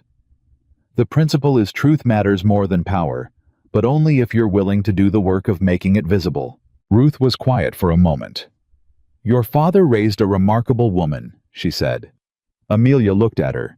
He raised a woman who pays attention and doesn't give up, she said. I reckon that's enough. Yeah. 2 days after Clem's second ride to the county seat, Dorothy Fenwick appeared at the gate. Not in a buggy this time. On foot. Alone. Which was the detail that made Amelia pause before she opened the door, because Dorothy Fenwick arriving on foot without the careful staging she'd employed on her previous visit meant something had changed in the Fenwick household. Amelia opened the door. Dorothy was dressed well as always, but something about the way she was standing had changed. The practiced composure was still there, but it was thinner than it had been. The architecture of her usual performance had some strain in it. "Miss Carter," she said. "Mrs. Fenwick," Amelia said. She didn't move back from the doorway. Dorothy glanced past her into the house. "Is Mr. Dawson here?" "He is," Amelia said. "What do you need?" Dorothy hesitated. Then, with a visible effort at gathering herself, "I came to tell you something. Not on my husband's behalf. On my own." She looked directly at Amelia. "The document, the one with Margaret Dawson's name on it. Gerald had it prepared. He paid a man in the county seat to notarize it. I found out last year, but I didn't—" She stopped, pressed her lips together, started again. "I didn't say anything, and I should have." The porch was very quiet. Amelia looked at Dorothy for a long moment. She looked at the way Dorothy was holding herself, the slight forward tilt of a woman who has rehearsed something difficult and is discovering that the actual doing of it is harder than the rehearsal. "Why are you telling me this now?" Amelia said. "Because he burned that barn," Dorothy said, "with children's animals in it. And now I know there are children sleeping in this house because of what he did, and I—" She stopped again. "There is a line. I've told myself for years that there are things I don't know about, things Gerald handles that I don't need to see." Her voice went flat. "But I knew about the document, and I need you to know that I know." Amelia said nothing for a moment. Then she stepped back from the doorway. "Come inside," she said. "I'll get Holt." Dorothy Fenwick sat at the kitchen table, where 3 days before Tom and Ruth Halliday had sat, and where 4 days before that, Amelia had spread land records across the surface and built a legal case out of paper and patience. She sat with her hands folded in her lap, and she told Holt what she'd told Amelia, and she added the name of the man who had notarized the fraudulent document, a notary named Harrison Birch, who had since left the county seat, but whose whereabouts she believed she knew. Holt listened without interrupting. When she finished, he looked at her for a long moment. "Why?" he said. Not with anger, just the question direct. "Because he used her name," Dorothy said. "Margaret's name." She met his eyes. "I knew Margaret. Not well, but enough. She was a decent woman. And there are things a man can do to his enemies that I can stomach, and there are things he cannot do and still be someone I will stand behind." The kitchen was very still. "You understand what this means," Holt said. "If you testify to what you just told me—" "I understand," Dorothy said. "He will not forgive it." "No," she said. "He won't." Amelia had been standing at the edge of the kitchen, and now she moved to the table and sat down. She opened the journal to a clean page. She picked up the pen. "Mrs. Fenwick," she said quietly, "would you be willing to say all of that again while I write it down?" Dorothy looked at the journal, at the pen, at Amelia's steady hands. "Yes," she said, and she did. Amelia wrote for a long time. Dorothy spoke slowly and precisely the way a woman speaks when she has decided that the words leaving her mouth are going to matter, and she wants to get them exactly right. Holt sat at the end of the table without moving, and the only sound in the kitchen was the scratch of the pen, and once the creak of the house settling in the midday wind. When it was done, Dorothy asked to read it back. Amelia handed her the pages without comment. Dorothy read. She made one correction, a date she'd said wrong, and handed it back. Then she looked at Holt. "I know this doesn't fix what he did," she said. "No," he said. "It's what I can give you." He looked at her for a long moment. Something moved through his expression. Not forgiveness. Not yet. Maybe not ever, in the way that word usually worked, but something that acknowledged what it cost a person to walk through a gate they couldn't walk back through. "It's enough," he said. Dorothy stood. She picked up her gloves from the table, put them on, and turned toward the door. At the threshold, she stopped. She didn't look back. "Miss Carter," she said. "Yes," Amelia said. "I was wrong about you," Dorothy said. "From the beginning." She walked out. Amelia listened to her footsteps on the porch boards, and then the sound of the gate, and then nothing. Holt was looking at the statement on the table. "She's going to need somewhere to go," he said, "when this is over." "I know," Amelia said, "but that's her problem to solve, not ours." "Cold," he said, not with judgment, with something that sounded close to appreciation. "Practical," she said. He looked at her across the table. In the clear November light of the kitchen, with the journal open between them and Dorothy Fenwick's testimony drying on the page. Amelia. Carter looked back at the man she'd walked 3 miles toward 9 weeks ago and felt something clarify in her chest. Not new exactly, but newly visible. The way things became visible when the fog burned off them and left them standing plainly in the light. She looked away first. She picked up the pen. She dated and initialed Dorothy's statement and added it to the file. "We need to send this today," she said, "before anything else changes." "Agreed," he said. He stood up. Then he stopped with his hand on the back of the chair. "Amelia." She looked up. "Whatever happens next," he said, "whatever Fenwick does or doesn't do, I want you to know." He stopped, started again the way he did when he was choosing words carefully. "I'm glad you answered that notice." She held his gaze.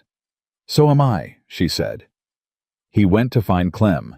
She sealed the envelope, and outside the November wind moved across the east pasture, across the land that Holt Dawson had built and refused to surrender, and something that had been holding very tight in the fabric of this county for a very long time was beginning slowly, surely, one documented truth at a time, to give way. The response from Samuel Oakes came on a Tuesday, 11 days after Clem's second ride to the county seat, and it arrived with company. Amelia was in the kitchen when she heard 2 horses on the road, not 1, 2, and the pace was deliberate, official, the kind of pace that communicated purpose rather than urgency.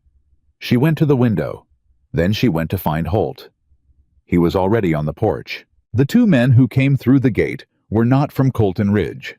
The first was in his 50s, gray at the temples, wearing a coat that had seen real use. The second was younger and rode slightly behind the way deputies rode when they wanted to make clear who was in charge. "Mr. Dawson," the older man said, tipping his hat. "I'm Deputy Marshal Carl Estes. This is my associate, James Reedy. We're out of the county seat on behalf of the Territorial Marshal's office." Holt stepped down from the porch. "Deputy Marshal?" Estes looked past him at Amelia in the doorway. "You'd be Miss Carter." "I would," she said. "We've read your documentation," Estes said. "Both submissions." He reached into his coat and produced an envelope. "We have a warrant for Gerald Fenwick's arrest on charges of documentary fraud and criminal conspiracy to intimidate property owners through threat and destruction.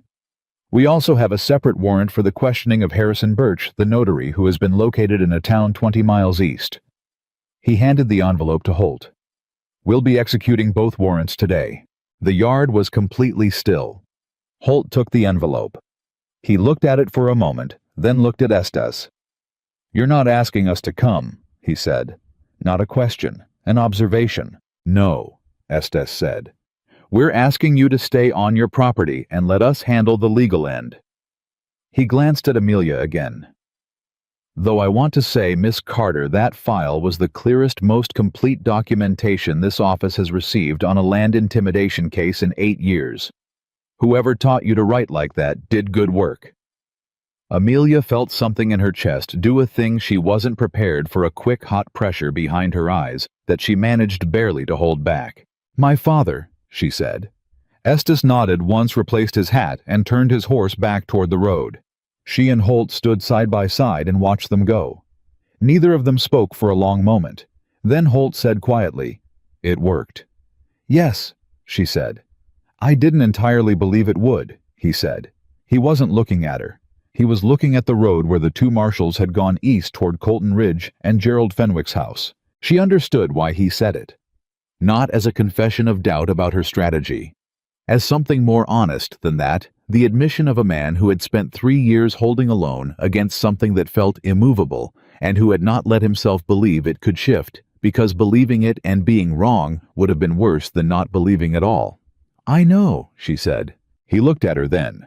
Just looked at her. She looked back. And what passed between them, in that moment on the porch, didn't need words any more than the sound of those two horses heading east did. Gerald Fenwick was arrested at his home at 2 o'clock that afternoon. Clem brought the news back from town, where half of Colton Ridge had apparently witnessed the deputy marshals walking Fenwick out of his house with his hands in front of him and loading him into a conveyance headed for the county seat. The story Clem carried back was already changing shape the way stories did when they moved through a town. Some people swore there had been shouting. Some swore he'd gone quietly. One woman apparently claimed he'd wept, but the core of it held. Gerald Fenwick was gone. Tom Halliday came by that evening. He knocked on the door, which he'd stopped doing a week ago, and then apparently remembered he should, and knocked anyway. And when Amelia opened it, he was standing there with his hat in both hands, and his jaw working around something he was trying to figure out how to say. "It's over," he said finally. "The arrest is made," Amelia said. "The case still has to be tried, but the warrant's executed, and with Dorothy's testimony and the documentation, we sent the notaries already given a statement to the marshals." She looked at him steadily. "It's not over, Tom, but the worst of it is." He pressed his lips together, pressed them together hard. He was a man of about 50 who had sold 20 head of cattle to stay solvent and watched his barn burn and put his name on a document that could have cost him everything. And now he was standing at a door with his hat in his hands and his eyes doing something that a man like Tom Halliday clearly found inconvenient. "Come in," Amelia said. "I'll make coffee." He came in. She made coffee. Holt came in from the barn about 15 minutes later and found them at the table and sat down without saying anything, and the three of them sat in the kitchen while the evening came in through the windows, and it was one of the quieter, fuller silences Amelia had ever been in. The morning after the arrest, Colton Ridge shifted. Not dramatically, not all at once, but in the way a room shifts when the thing everyone has been carefully not looking at is suddenly gone from it. People made eye contact with Amelia on the street. The boy with the broom said, "Good morning, ma'am," without being spoken to first. The woman from the laundry, whose name Amelia still didn't know, nodded at her from her doorway instead of staring. It wasn't welcome exactly. It was something more cautious than that. The town was recalibrating, and recalibration didn't happen all at once in a place where the pressure had been running for 6 years. But Amelia noticed it. She was at the dry goods store when she noticed it most directly when the owner, Garrett, who had always been technically civil, but had the particular quality of civility that was its own kind of wall, came around the counter to help her carry her supplies to the door. "Miss Carter," he said, "I heard about the marshals." "Did you?" she said. "Yes." He held the door open. He had the look of a man who had something he needed to say and wasn't sure the other person was going to make it easy. "I want to say that what happened here with Fenwick, with the families he was pressing." He stopped, tried again. "A lot of people in this town knew things weren't right and didn't do much about it." "I know," she said. "I should have—" "You're saying something now," she said. Not gently, but not cruelly either. Just plainly. "That's worth something." He held her gaze. Then he nodded once. She walked out. She did not feel triumphant. She felt something quieter and harder to name the particular satisfaction of a thing that had been worth doing done. Not vindication, just the clean, sober weight of having carried something to where it needed to go. Dorothy Fenwick was still in Colton Ridge. Amelia had thought she might leave go to family. Go somewhere that wasn't this town, where her husband had just been arrested, and where every conversation carried the awareness of what she'd done. But Dorothy was still there, living in the house, alone, managing it, without visible distress. She sent a note to the Dawson Ranch 3 days after the arrest. It was addressed to Amelia. Miss Carter, I wanted you to know that I've written to the county seat to confirm the full accuracy of my testimony. I also wanted to say that the door I walked through when I came to you was one I chose without coercion. Whatever the outcome of the trial, I stand by it. Yours, D. Fenwick. Amelia read it twice. Then she folded it and put it in the journal in the back, where she kept the things that mattered too much to just leave loose. She didn't expect the town meeting. Ruth Halliday organized it apparently, which was consistent with everything Amelia had come to understand about Ruth, that she was the kind of woman who processed difficulty by organizing it into action. The meeting was held at the church on a Friday evening, and it was described to Amelia as a community discussion about the county land situation, which was the kind of careful language people used when they were gathering to do something that required a little courage and didn't want to call attention to that requirement. Holt was asked to attend. So was Amelia. She went in her good blue dress. The church had more people in it than she'd ever seen there. Not just the ranching family's shop owners, the school teacher, the preacher people she'd seen on the street, but never spoken to. They filled the pews and the back wall and stood along the sides. Ruth opened the meeting with the efficient directness of a woman who had organized many things and had no patience for preamble. Most of you know what happened, Ruth said. The arrests, the warrants, the charges. What you may not know is how it happened. She looked at Amelia. Miss Carter, would you explain? Amelia had not been warned this was coming. She stood up. She was aware of the church, of its fullness, of the faces turned toward her, of the particular quality of attention in a room where people have come wanting to understand something. She had stood in front of rooms that looked at her and found her wanting.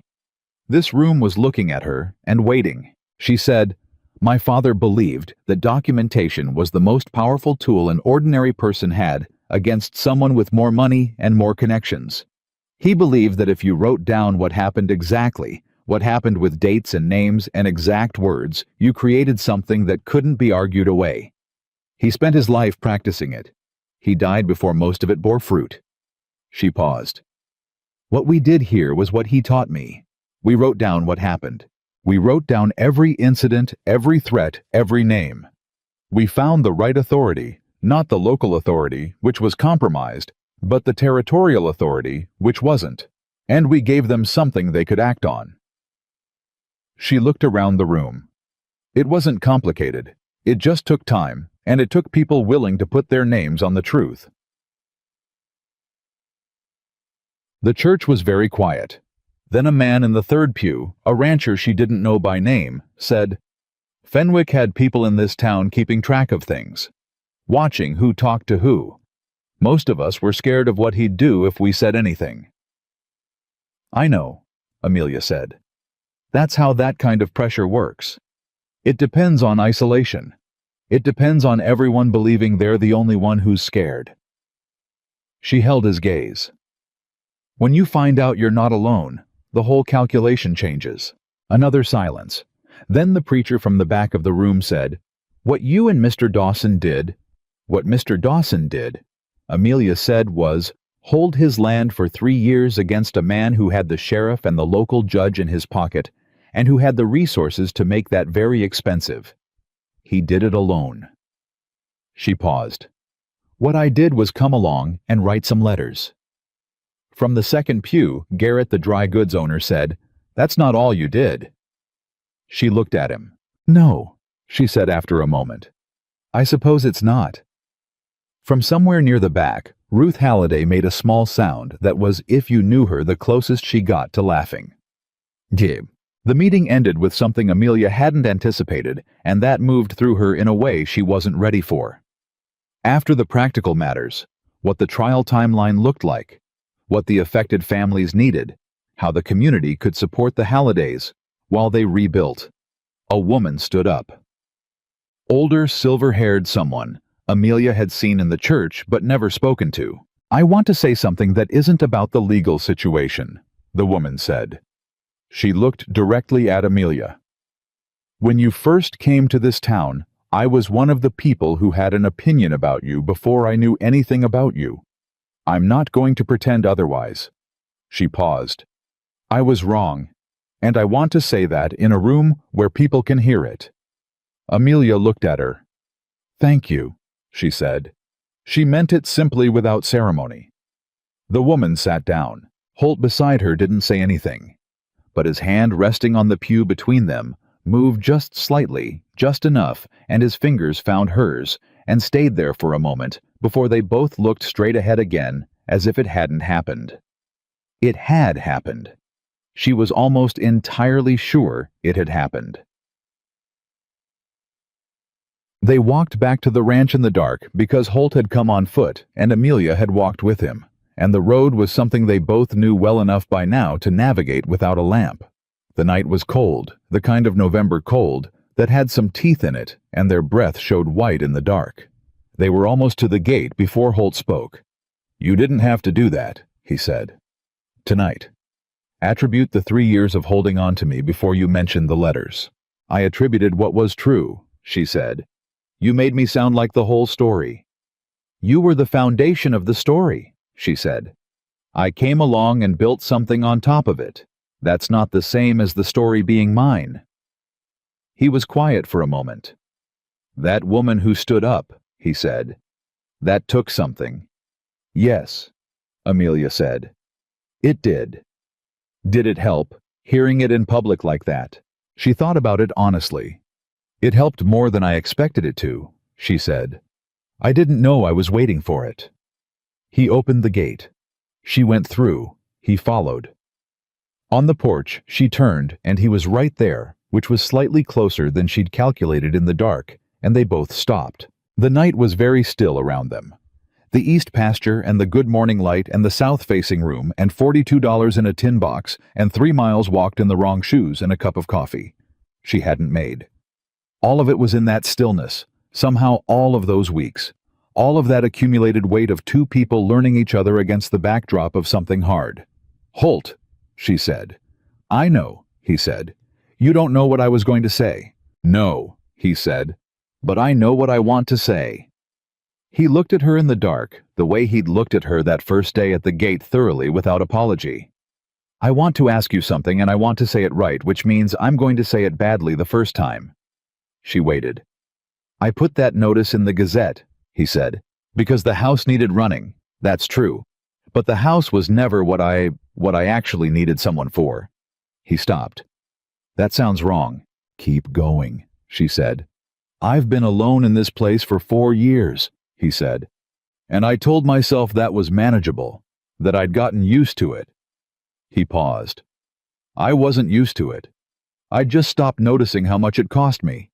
And then you walked up to that gate with $42 and a carpet bag and... He stopped again, pressed his lips together. And I noticed. She looked at him. You counted my money, she said. You had a tin box, he said. It was visible when you set your bag down. A pause. I'm not asking you to. I'm not saying this has to be. He pulled in a breath. What I'm saying is that what you are to me is not what I put in that notice, and I'd like it if you knew that. The cold night was very quiet. Amelia Carter had spent 24 years being told in various languages and various volumes what she was not. She was not the right size. She was not the right face. She was not the right woman for the right front of the store. She was not the kind of person people chose. She stood on the porch of a ranch house in Colton Ridge in November and looked at a man who had just told her badly and honestly and without any of the usual architecture of a prepared declaration that he chose her. That was not bad for a first attempt, she said. Something moved through his face. Not quite a smile, but close enough that she knew what it was. I reckon I could say it clearer, he said. You don't have to, she said. I understood you fine. She reached up and put one hand against his jaw just briefly, just the warmth of her palm against the line of his face, and then she went inside. She didn't look back. Not because she was uncertain, because the moment felt complete exactly as it was, and she didn't want to diminish it by reaching back into it. She went to the kitchen. She made the coffee this time. Here, The trial was set for February, which meant 3 more months of waiting, and 3 more months of the ranch, and 3 more months of the particular life she'd built inside those weeks without entirely meaning to. She wrote to Oakes twice more in that time, once to clarify a point of documentation, once to provide a supplemental account from Vera Coles that had surfaced in a conversation Amelia had at the dry goods store. Oakes wrote back both times, with the efficient brevity of a man who had what he needed and knew it. The Hallidays rebuilt their barn in December, with help from most of the North Valley, and from Holt, who rode out 3 Saturdays in a row with Clem and spent full days with the framing. Tom didn't say much about it. Ruth brought food to the Dawson Ranch twice the following week, which said everything Tom hadn't. The town continued its slow recalibration. It wasn't transformation. Amelia was not naive enough to expect transformation. Some people would always see her the way they'd seen her from the road that first morning, and the arrest of Gerald Fenwick wasn't going to change the architecture of their discomfort. But the open cruelty had pulled back. The current that she'd navigated since the first day had changed direction. She kept going to church. She sat in a pew that didn't empty anymore. Ruth Halliday almost always sat beside her. Sometimes, Helen, the silver-haired woman who had spoken at the meeting, sat on the other side. She and Amelia didn't talk much, but they had developed the kind of comfortable proximity that was its own variety of friendship. The thing she hadn't expected happened on a December evening when the cold had come in properly and the ranch was battened down for the early dark of midwinter. She was at the kitchen table with the journal adding final notes to the documentation file before sending it to Oakes as a completed record. Holt was at his desk in the front room doing the ranch accounts. The lamp was warm between them and the house was quiet. He came into the kitchen. He stood in the doorway for a moment, the way he sometimes stood in doorways, not hesitating, just gathering himself for whatever came next. "When the trial's done," he said, "what do you plan to do?" She looked up from the journal. The question was asked carefully, very carefully. The carefulness of it told her that it was not as neutral as it sounded. "I hadn't decided," she said, which was true. She hadn't let herself look at that horizon directly because looking at it directly involved imagining the ranch without her in it, which involved imagining a version of her life that had become somewhere in the past 11 weeks very difficult to picture. "The notice I put in the Gazette," he said, "was for a housekeeper." "I know," she said. "I'd like to put a different notice in," he said. She looked at him. He looked back. "What kind of notice?" she said. He crossed to the table. He didn't sit down. He stood with one hand on the back of the chair, looking at her in the lamplight, with the same quality of attention he'd brought to everything since that first day at the gate. "The kind," he said, "that a man puts in when he's asking a particular woman a particular question, and when he wants to be very clear that the question isn't about the house." The kitchen was absolutely still. "Holt Dawson," she said. "Amelia Carter," he said. "You're asking me to marry you," she said. "I'm asking you," he said, "if you'd consider staying, on terms that are different from the ones we started on terms that are—" He pulled in a breath. "On terms that are honest about what you are to me." She held his gaze. In 24 years, not one person had asked her that question. She had not let herself want it to be asked, because wanting things that didn't happen made you into a particular kind of diminished, and she had refused all her life to be diminished. "What am I to you?" she said. He was quiet for a moment. Not because he didn't know, because he was choosing. "You're the person," he said, "who walked toward the lantern when every sensible calculation said to walk away. You're the person who wrote letters at midnight by lamplight because the truth was only useful if you could make it visible. You're the person who filled this house with something it hadn't had in 4 years." He paused. "You're the person I want to put my name beside." She held his gaze for a long moment. "I need you to understand something," she said, "before I answer. Tell me." "I didn't come here to be someone's reward for surviving," she said. "I didn't come here to be pitied or rescued or made comfortable because a good man felt generous." Her voice was steady. If I say yes, it's because I am choosing, not because I don't have other options, not because this is the best I could hope for. Because I'm choosing this, and choosing you with a clear head and an open heart, and every part of myself that I've spent 24 years being told wasn't worth choosing back. He listened to all of it. Then he said, I know. You know, she repeated. I know, he said again. And that's exactly why I'm asking.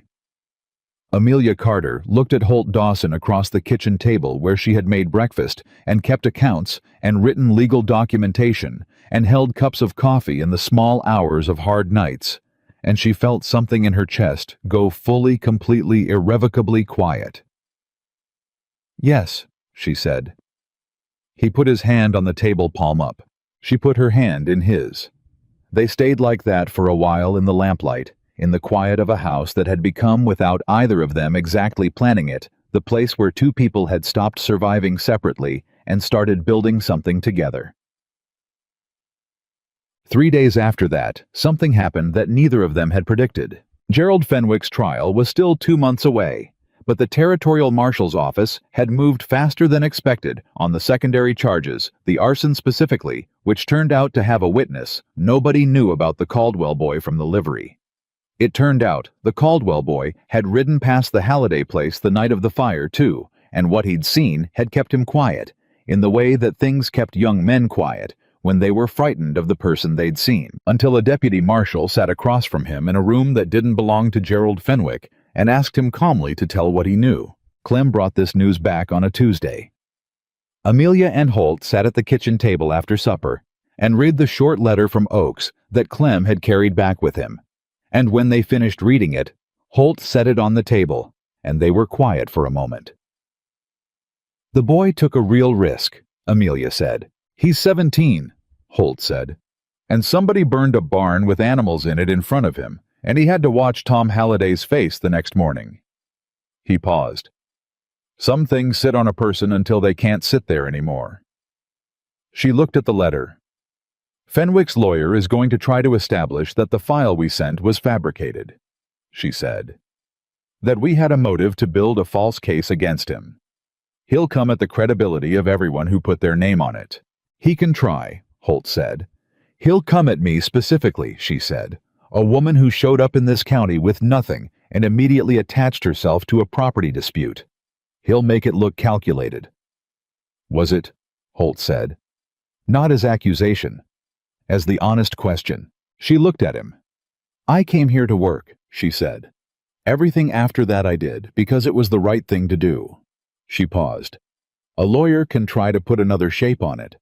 But Dorothy's testimony stands. The Caldwell boy's testimony stands. The records in the strongbox stand. She held his gaze. We built this on the truth, Holt.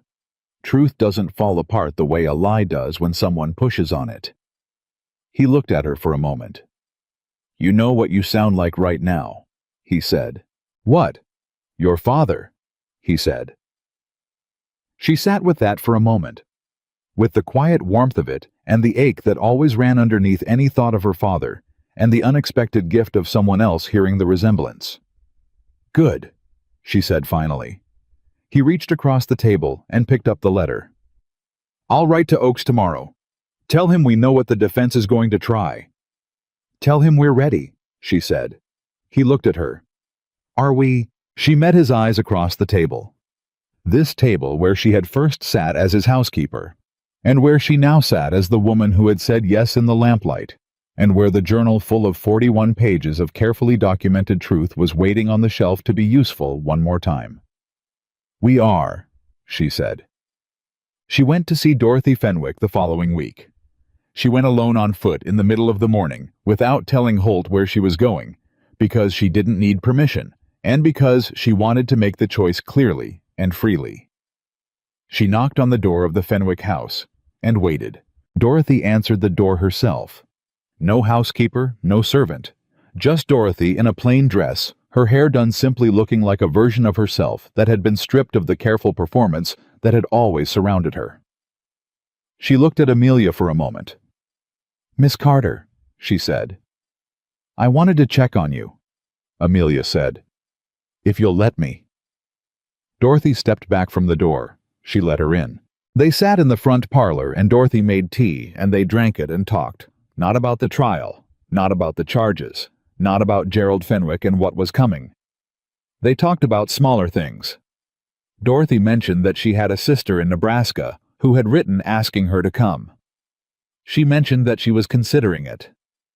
She mentioned that she had never actually wanted to stay in Colton Ridge, that she'd come here when Gerald came here, and that the life she'd built was his life more than hers, and that she was only now in the wreckage of it beginning to see the distinction clearly. "What will you do?" Amelia said. Dorothy was quiet for a moment. "I'll go to Nebraska," she said. "After the trial. There's no reason to stay." She looked at Amelia. "You've made a home here. I never did." Amelia considered that. "I didn't plan to," she said. "No," Dorothy said. "But you did anyway." She smiled a real smile, the kind that didn't need architecture to hold its shape. "It suits you."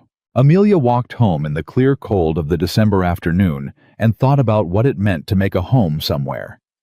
Not the act of claiming it, but the act of building something inside it that was worth staying for.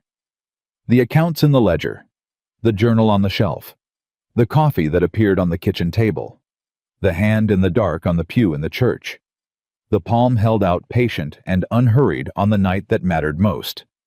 She'd built it out of small things. She'd built it the way her father built arguments, one true piece at a time, each one solid, until the whole stood up on its own. She came through the gate. Holt was on the porch. He didn't say anything when she came through the gate.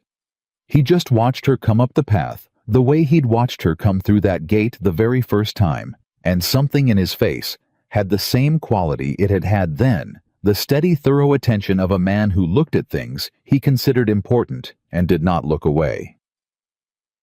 "I went to see Dorothy," she said. "I know," he said. "Figured that's where you'd gone." "You weren't worried." "I wasn't worried," he said. "You can handle yourself." She came up the porch steps. "She's going to Nebraska," she said. "After the trial." He nodded. "Good for her." She stood beside him on the porch in the December cold and looked out at the east pasture, at the land that had been worth fighting for, at the fence lines that ran further than you could see from the road. All of it still here. All of it still standing. "Holt," she said. "I'm staying," she said. Not as announcement, as something more settled than that. As the statement of a fact that had been true for some time and had simply not been said aloud yet. He looked at her. "I know," he said. She looked back at him. "You're very sure of yourself," she said. "I'm sure of you," he said. "That's different." The east pasture was going gold in the afternoon light, and the cold was the kind that made everything clear, and the ranch was solid and real around them, and Amelia Carter stood on the porch of the place she had walked toward 9 weeks ago, with $42 and a plan that every sensible person would have called impossible. And she knew with the same certainty she brought to everything that mattered that she was exactly where she was supposed to be. February came in hard. The cold that settled over Colton Ridge in the second week of the month was the kind that got into the bones of the buildings and stayed there.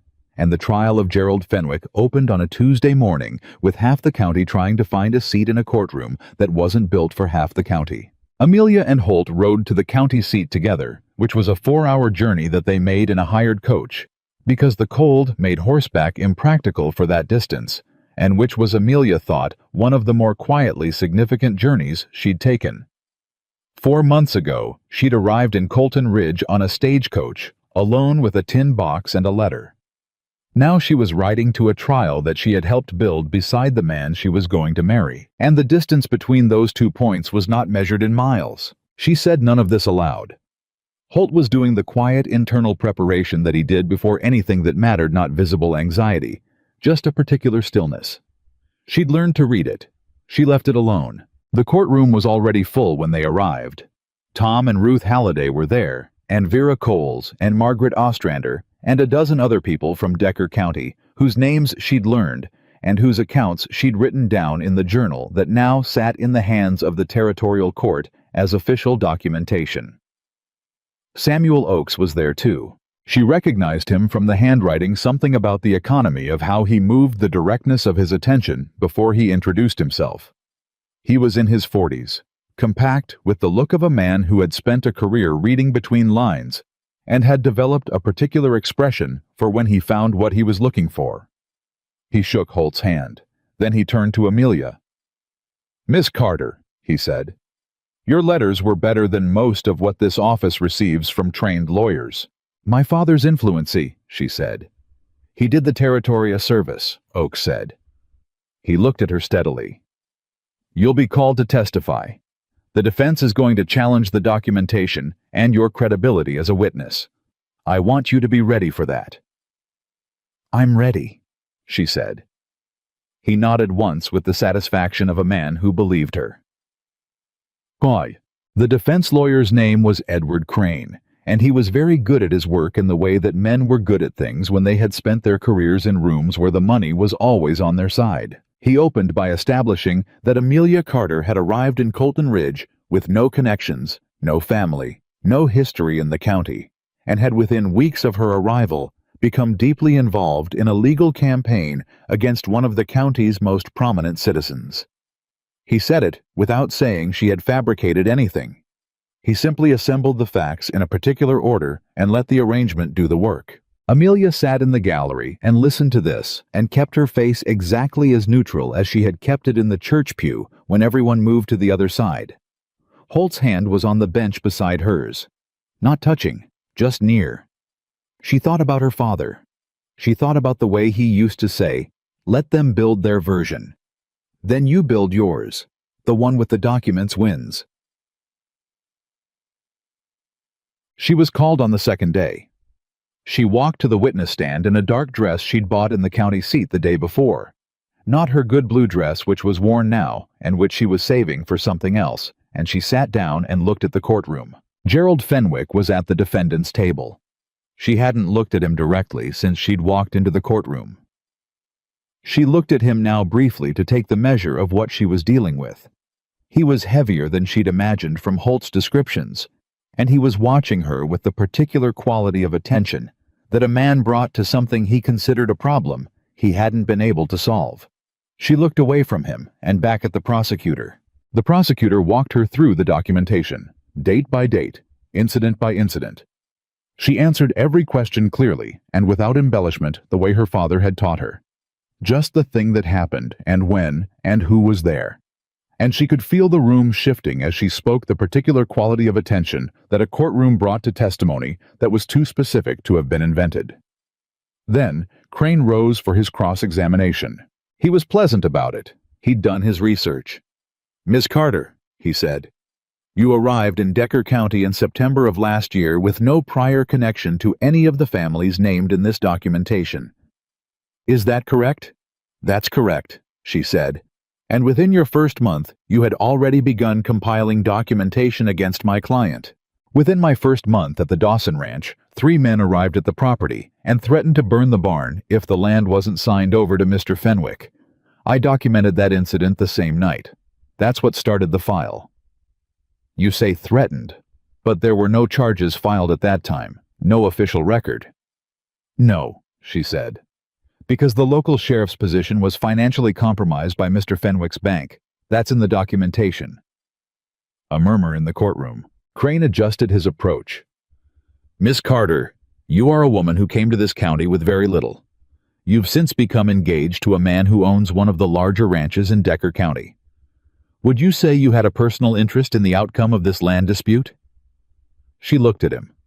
"I had an interest in the truth," she said. "Those aren't the same thing." "But you would benefit, Mr. Crane." She kept her voice even. "I kept accounts for a milliner in St. Louis for 4 years. I know what documentation looks like when it's been prepared in advance to support a conclusion. The file I submitted to this court was built in real time, incident by incident, with dates confirmed by multiple independent witnesses. If you're suggesting I fabricated 41 pages of records from 6 families over a period of 3 months, I'd like to know how you think I managed it." Silence in the courtroom. Crane moved on, but something had shifted. Dorothy Fenwick testified on the 3rd day. She walked to the witness stand in a gray dress, and she sat with her hands folded in her lap, and she looked at the prosecutor and answered questions with the composed, exhausted directness of a woman who had spent months deciding to do this and was no longer conflicted about the decision. She named the notary. She gave the date. She described the conversation she had overheard in her own house, her husband on the other side of a door, discussing the need for documentation that didn't exist and the arrangement that would make it exist. Crane tried to establish that her testimony was motivated by personal grievance against her husband. Dorothy looked at him with an expression that would have been devastating to a man who hadn't already prepared himself for it. "My husband forged a dead woman's name," Dorothy said. "That's not personal grievance, Mr. Crane. That's a fact. And I'm a witness to how it was arranged." The courtroom was very still. At the defendant's table, Gerald Fenwick looked at his wife for the first time since she'd entered the room.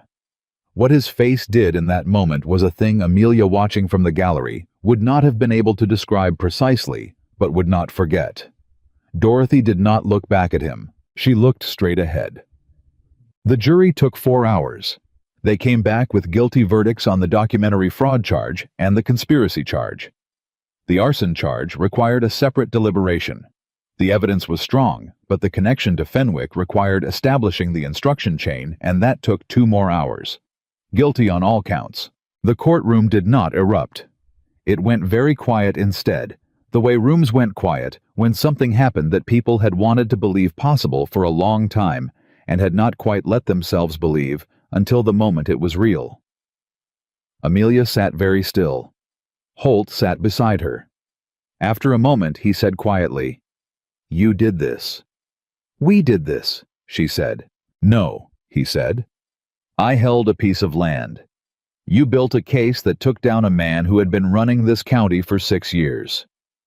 He looked at her. "Don't minimize it." She didn't say anything for a moment. "My father would have been pleased," she said finally. "He should be proud," Holt said. "Wherever he is." She looked at her hands in her lap. She let herself feel it, the full weight of what had just happened, without managing it, without holding any of it back. The 4 months of careful, patient work. The letters at midnight. The journal. The 41 pages. Her name on documents alongside a man's name, because the work belonged to both of them. She felt it all the way down. Then she looked up. Tom Halliday was 3 rows ahead of her, and his shoulders were doing something she'd never seen a man's shoulders do in public before, a kind of slow, careful releasing, like a building settling after a long storm. Ruth had her hand on his arm. Vera Coles was pressing her handkerchief to her face, and was clearly not going to admit to anyone that she was doing so. Margaret Ostrander was looking at the ceiling with the expression of a woman conducting a private accounting and finding for the first time in a long time that it balanced. Amelia looked at all of it. She understood in that moment what her father had meant when he'd said that the document wasn't the point. The document was the tool. The point was the room full of people who could breathe again. They stayed one night in the county seat and started back the following morning. The ride home was different from the ride out. The stillness in Holt on the way there had been preparation. What was in him on the way back was something she didn't have a precise word for. Not relief exactly, because relief implied that the weight was gone, and she didn't think it was ever entirely gone for a man who had carried something that long. More like the quality of a thing that had finally been set down after years of being carried. They didn't talk much for the first hour. The cold had eased slightly overnight. Not warm, but the vicious edge of it had softened, and the road was clear, and the coach moved at a steady pace. "Oakes said something to me this morning," Holt said. They were an hour out of the county seat, the road running straight east. She looked at him. "Said he'd been watching Fenwick's operations for 2 years," Holt said. "Had the shape of it, but not the substance. Not the specific incidents, the dates, the names." He paused. "He said the reason we were able to move when we did was because someone came along who knew how to make the invisible visible." She was quiet for a moment. "He didn't have to tell you that." "No," Holt said. "He wanted to." She looked out the coach window at the road ahead. The county rolling past the fence lines, the ranches set back from the road, the occasional distant figure of a man working his land in February, because the land didn't take seasons off. "When we get back," she said, "I want to write to my mother." Holt looked at her. She'd mentioned her mother once briefly in a way that suggested the topic had enough weight that she didn't carry it casually. "All right," he said. "I haven't written in 2 years," she said. We didn't leave well. She thought I was making a mistake, leaving the city. She thought—" Amelia paused. "She thought I was running away from something instead of toward something." "Were you?" he said. She thought about it honestly. "Both," she said. "I was running from a place that had decided what I was, and I was running towards somewhere I could decide for myself." She met his eyes. "I don't think those are mutually exclusive." "No," he said. "They're not." "I want to write to her and tell her I'm going to be married," she said. "And I want to tell her where I am and what I've been doing. Not as proof that she was wrong, just as—" She stopped. "Just as the truth of where things stand." He was quiet for a moment. "Write her," he said. "And if she wants to come for the wedding, there's room." She looked at him. "There's a guest room," he said. "South-facing. Gets good light in the morning." She felt something in her chest do the thing it had done on that first morning when he'd said those same words, the thing she'd recognized then as something that mattered and had been carefully managing ever since, until the managing became unnecessary and the feeling simply was what it was. "You gave me that room," she said, "the day I arrived." "I did," he said. "You didn't know anything about me." "No," he said. "But I'd watched you walk 3 miles. That told me enough." She shook her head slowly, half laughing in the way she only half laughed when something landed in her chest, and humor was the way she let it in. "You're a strange man, Holt Dawson," she said. "You've said that before." He said. "It keeps being true," she said. They were married in March. The preacher with the whitewashed church performed the ceremony, which was brief and unceremonious in the way that both Amelia and Holt preferred. The church was full. Ruth and Tom Halliday were in the front row. Helen, the silver-haired woman who had stood up at the meeting, sat beside Ruth and dabbed at her eyes with a handkerchief in a way she would have flatly denied if asked about it afterward. Clem stood in the back with his hat in both hands, and the expression of a man attending something he considered important enough to have put on a clean shirt for. Amelia's mother came. She had written back within 2 weeks of receiving Amelia's letter, a long letter longer than anything her mother had written her in years, full of the things that didn't get said when the distance between two people was made of hurt rather than miles. She had taken the stage from St. Louis and arrived in Colton Ridge 3 days before the wedding, a small, sharp-eyed woman who looked at the ranch and then looked at Holt and then looked at Amelia with the expression of a woman rapidly revising a position she'd held for 2 years. On the evening before the wedding, Amelia's mother sat in the kitchen where the whole thing had been built, 1 cup of coffee and 1 page of documentation at a time. And she said to Amelia, very quietly, "I thought you were going somewhere to hide." "I know," Amelia said. "I was wrong," her mother said. "I know that too," Amelia said. Her mother looked at her hands on the table. "I'm sorry for the things I said, about the way you look, about it being harder for you because of it. I thought I was being practical." She paused. "I was being cruel and calling it practical." Amelia looked at her mother for a long moment. "You were scared," she said. "You saw how the world treated me, and you were scared for me. I understand that now, better than I did then." "That doesn't excuse—" "No," Amelia said. "It doesn't, but it explains it. And explanation is enough for me to start from." She reached across the table and covered her mother's hand with hers. "I'm glad you came." Her mother turned her hand over and held on. After the ceremony, after the modest gathering that Ruth had organized with characteristic efficiency, after the last wagon had left the yard, and Clem had gone to the bunkhouse, and Amelia's mother had retired to the south-facing guest room, Amelia and Holt stood on the porch together in the March dark. The cold had given way finally fully. It was still cool, but there was no bite in it, and the air coming in from the east carried the first suggestion of the season turning. "How do you feel?" Holt said. She thought about it. She thought about St. Louis and the milliner's shop and the stagecoach and the $42 tin box and the 3 miles she'd walked in the wrong shoes toward a gate she'd never seen before in her life. She thought about a cup of coffee she hadn't made and a pew that didn't empty, and a journal with 41 pages of documented truth and a hand held out in the dark at the church that she'd taken and not let go of really since. "I feel like someone who walked a long way toward something," she said, "and got there." He put his arm around her. It was the most uncomplicated gesture she'd ever experienced from him. No architecture to it, no consideration, just his arm around her shoulders in the March night, because that was where it belonged, and they both knew it. "You walked faster than most people would have," he said. "I had good reason to," she said. Tenth. Spring came to Colton Ridge the way spring came to that part of the territory, sudden, full-throated, unambiguous about its intentions. The east pasture went green in a week. The horses in the far paddock came alive with the change of it. Amelia wrote to Samuel Oakes in April, not about anything specific, just to tell him the trial's outcome had held, and that the county felt different, and that she thought he should know his work mattered. He wrote back in 3 lines. "Thank you for telling me. Rarely get to hear the after. Please give my regards to your husband." She showed the letter to Holt. "Your husband," he said. He said it the way he said things that had settled into the right place.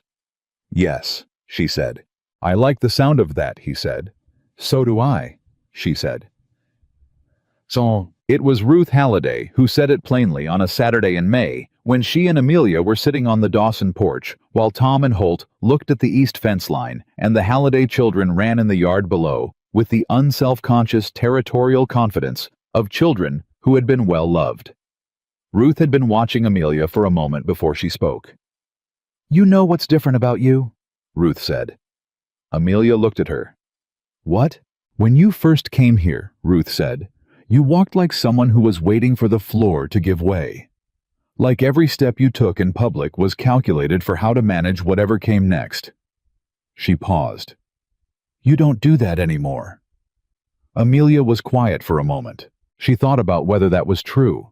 She thought about the way she'd stepped off the stagecoach in September, measuring the ground, making sure of her footing, and about the way she'd walked up to the gate on that first day, calculating the distance, preparing for each step.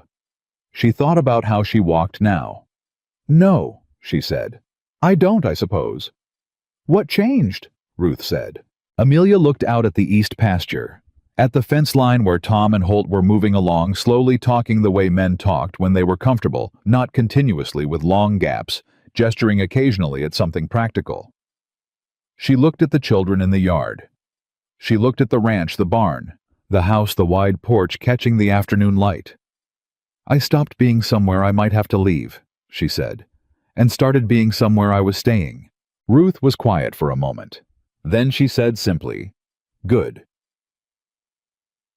The thing she hadn't expected, the thing that arrived without announcement, the way the best things did, happened on a Tuesday evening in June. She was in the kitchen, not doing anything in particular.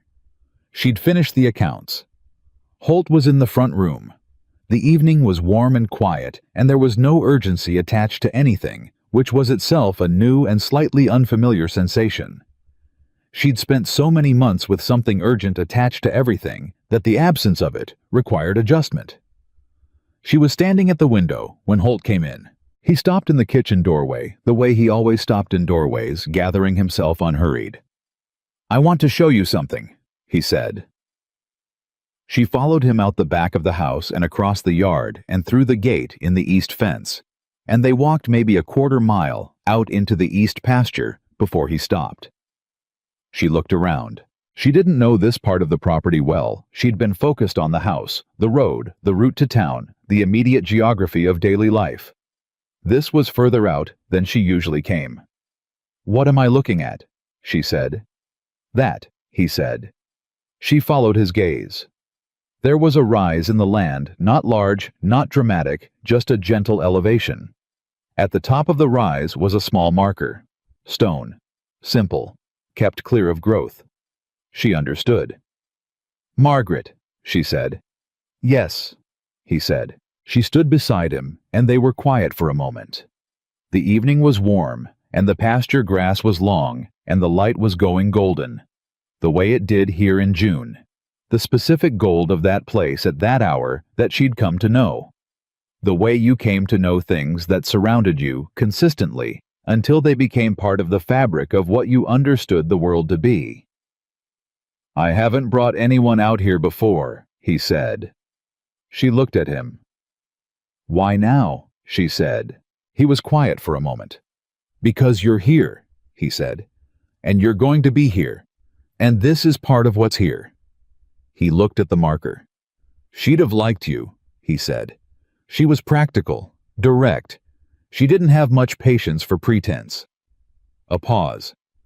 "She would have liked the way you handled Dorothy Fenwick in the kitchen." Amelia felt something in her chest that was complicated and soft and had room in it for more than one thing at once, for the man standing beside her and for the woman in the ground, and for the fact that love, real love, didn't require the erasure of what came before it, but could exist alongside it, could make room. "She built something worth protecting," Amelia said. "She did," Holt said. "We'll keep protecting it," she said. He looked at her. He reached out and took her hand, not the way he'd taken it across the kitchen table in the lamplight, with the formal deliberateness of a moment that needed to be marked. Just the easy, natural reaching of a man who had gotten used to the fact that the person he was reaching for was there. She held on. They walked back to the house through the long grass of the east pasture as the evening came in around them, and the horses in the far paddock moved and settled, and the ranch was warm, with the particular warmth of a place where people were living, not just surviving, not just enduring, but genuinely daily building a life. She wrote the last entry in the journal that September, exactly 1 year after she'd stepped off the stagecoach in Colton Ridge with $42 and a plan. She sat at the kitchen table in the early morning before Holt was up, before the coffee was made, in the particular quiet that belonged to the ranch before the day got its hands on it. She opened the journal to the last empty page. She wrote the date. Then she sat for a moment thinking about what to write. She thought about the first entry, September 1885. 3 men at the gate. Threatened arson, exact language recorded below, and about every entry after that. The methodical, precise, patient accumulation of truth that had done what her father had always said truth could do when you gave it enough support to stand on. She thought about what she would write if she were writing not for the court, but for herself. For the record that wasn't about Fenwick or the land or the case. The other record, the one that mattered, she wrote. "I came here with $42 and the belief that a woman could walk toward something she wanted without permission. I was right. The town did not immediately agree. Some of it still doesn't. That's all right. I'm not here for the town's agreement. I'm here because I chose to be here, because the person I built my life with chose me back, because the work I did mattered and the people it helped are still standing on their land.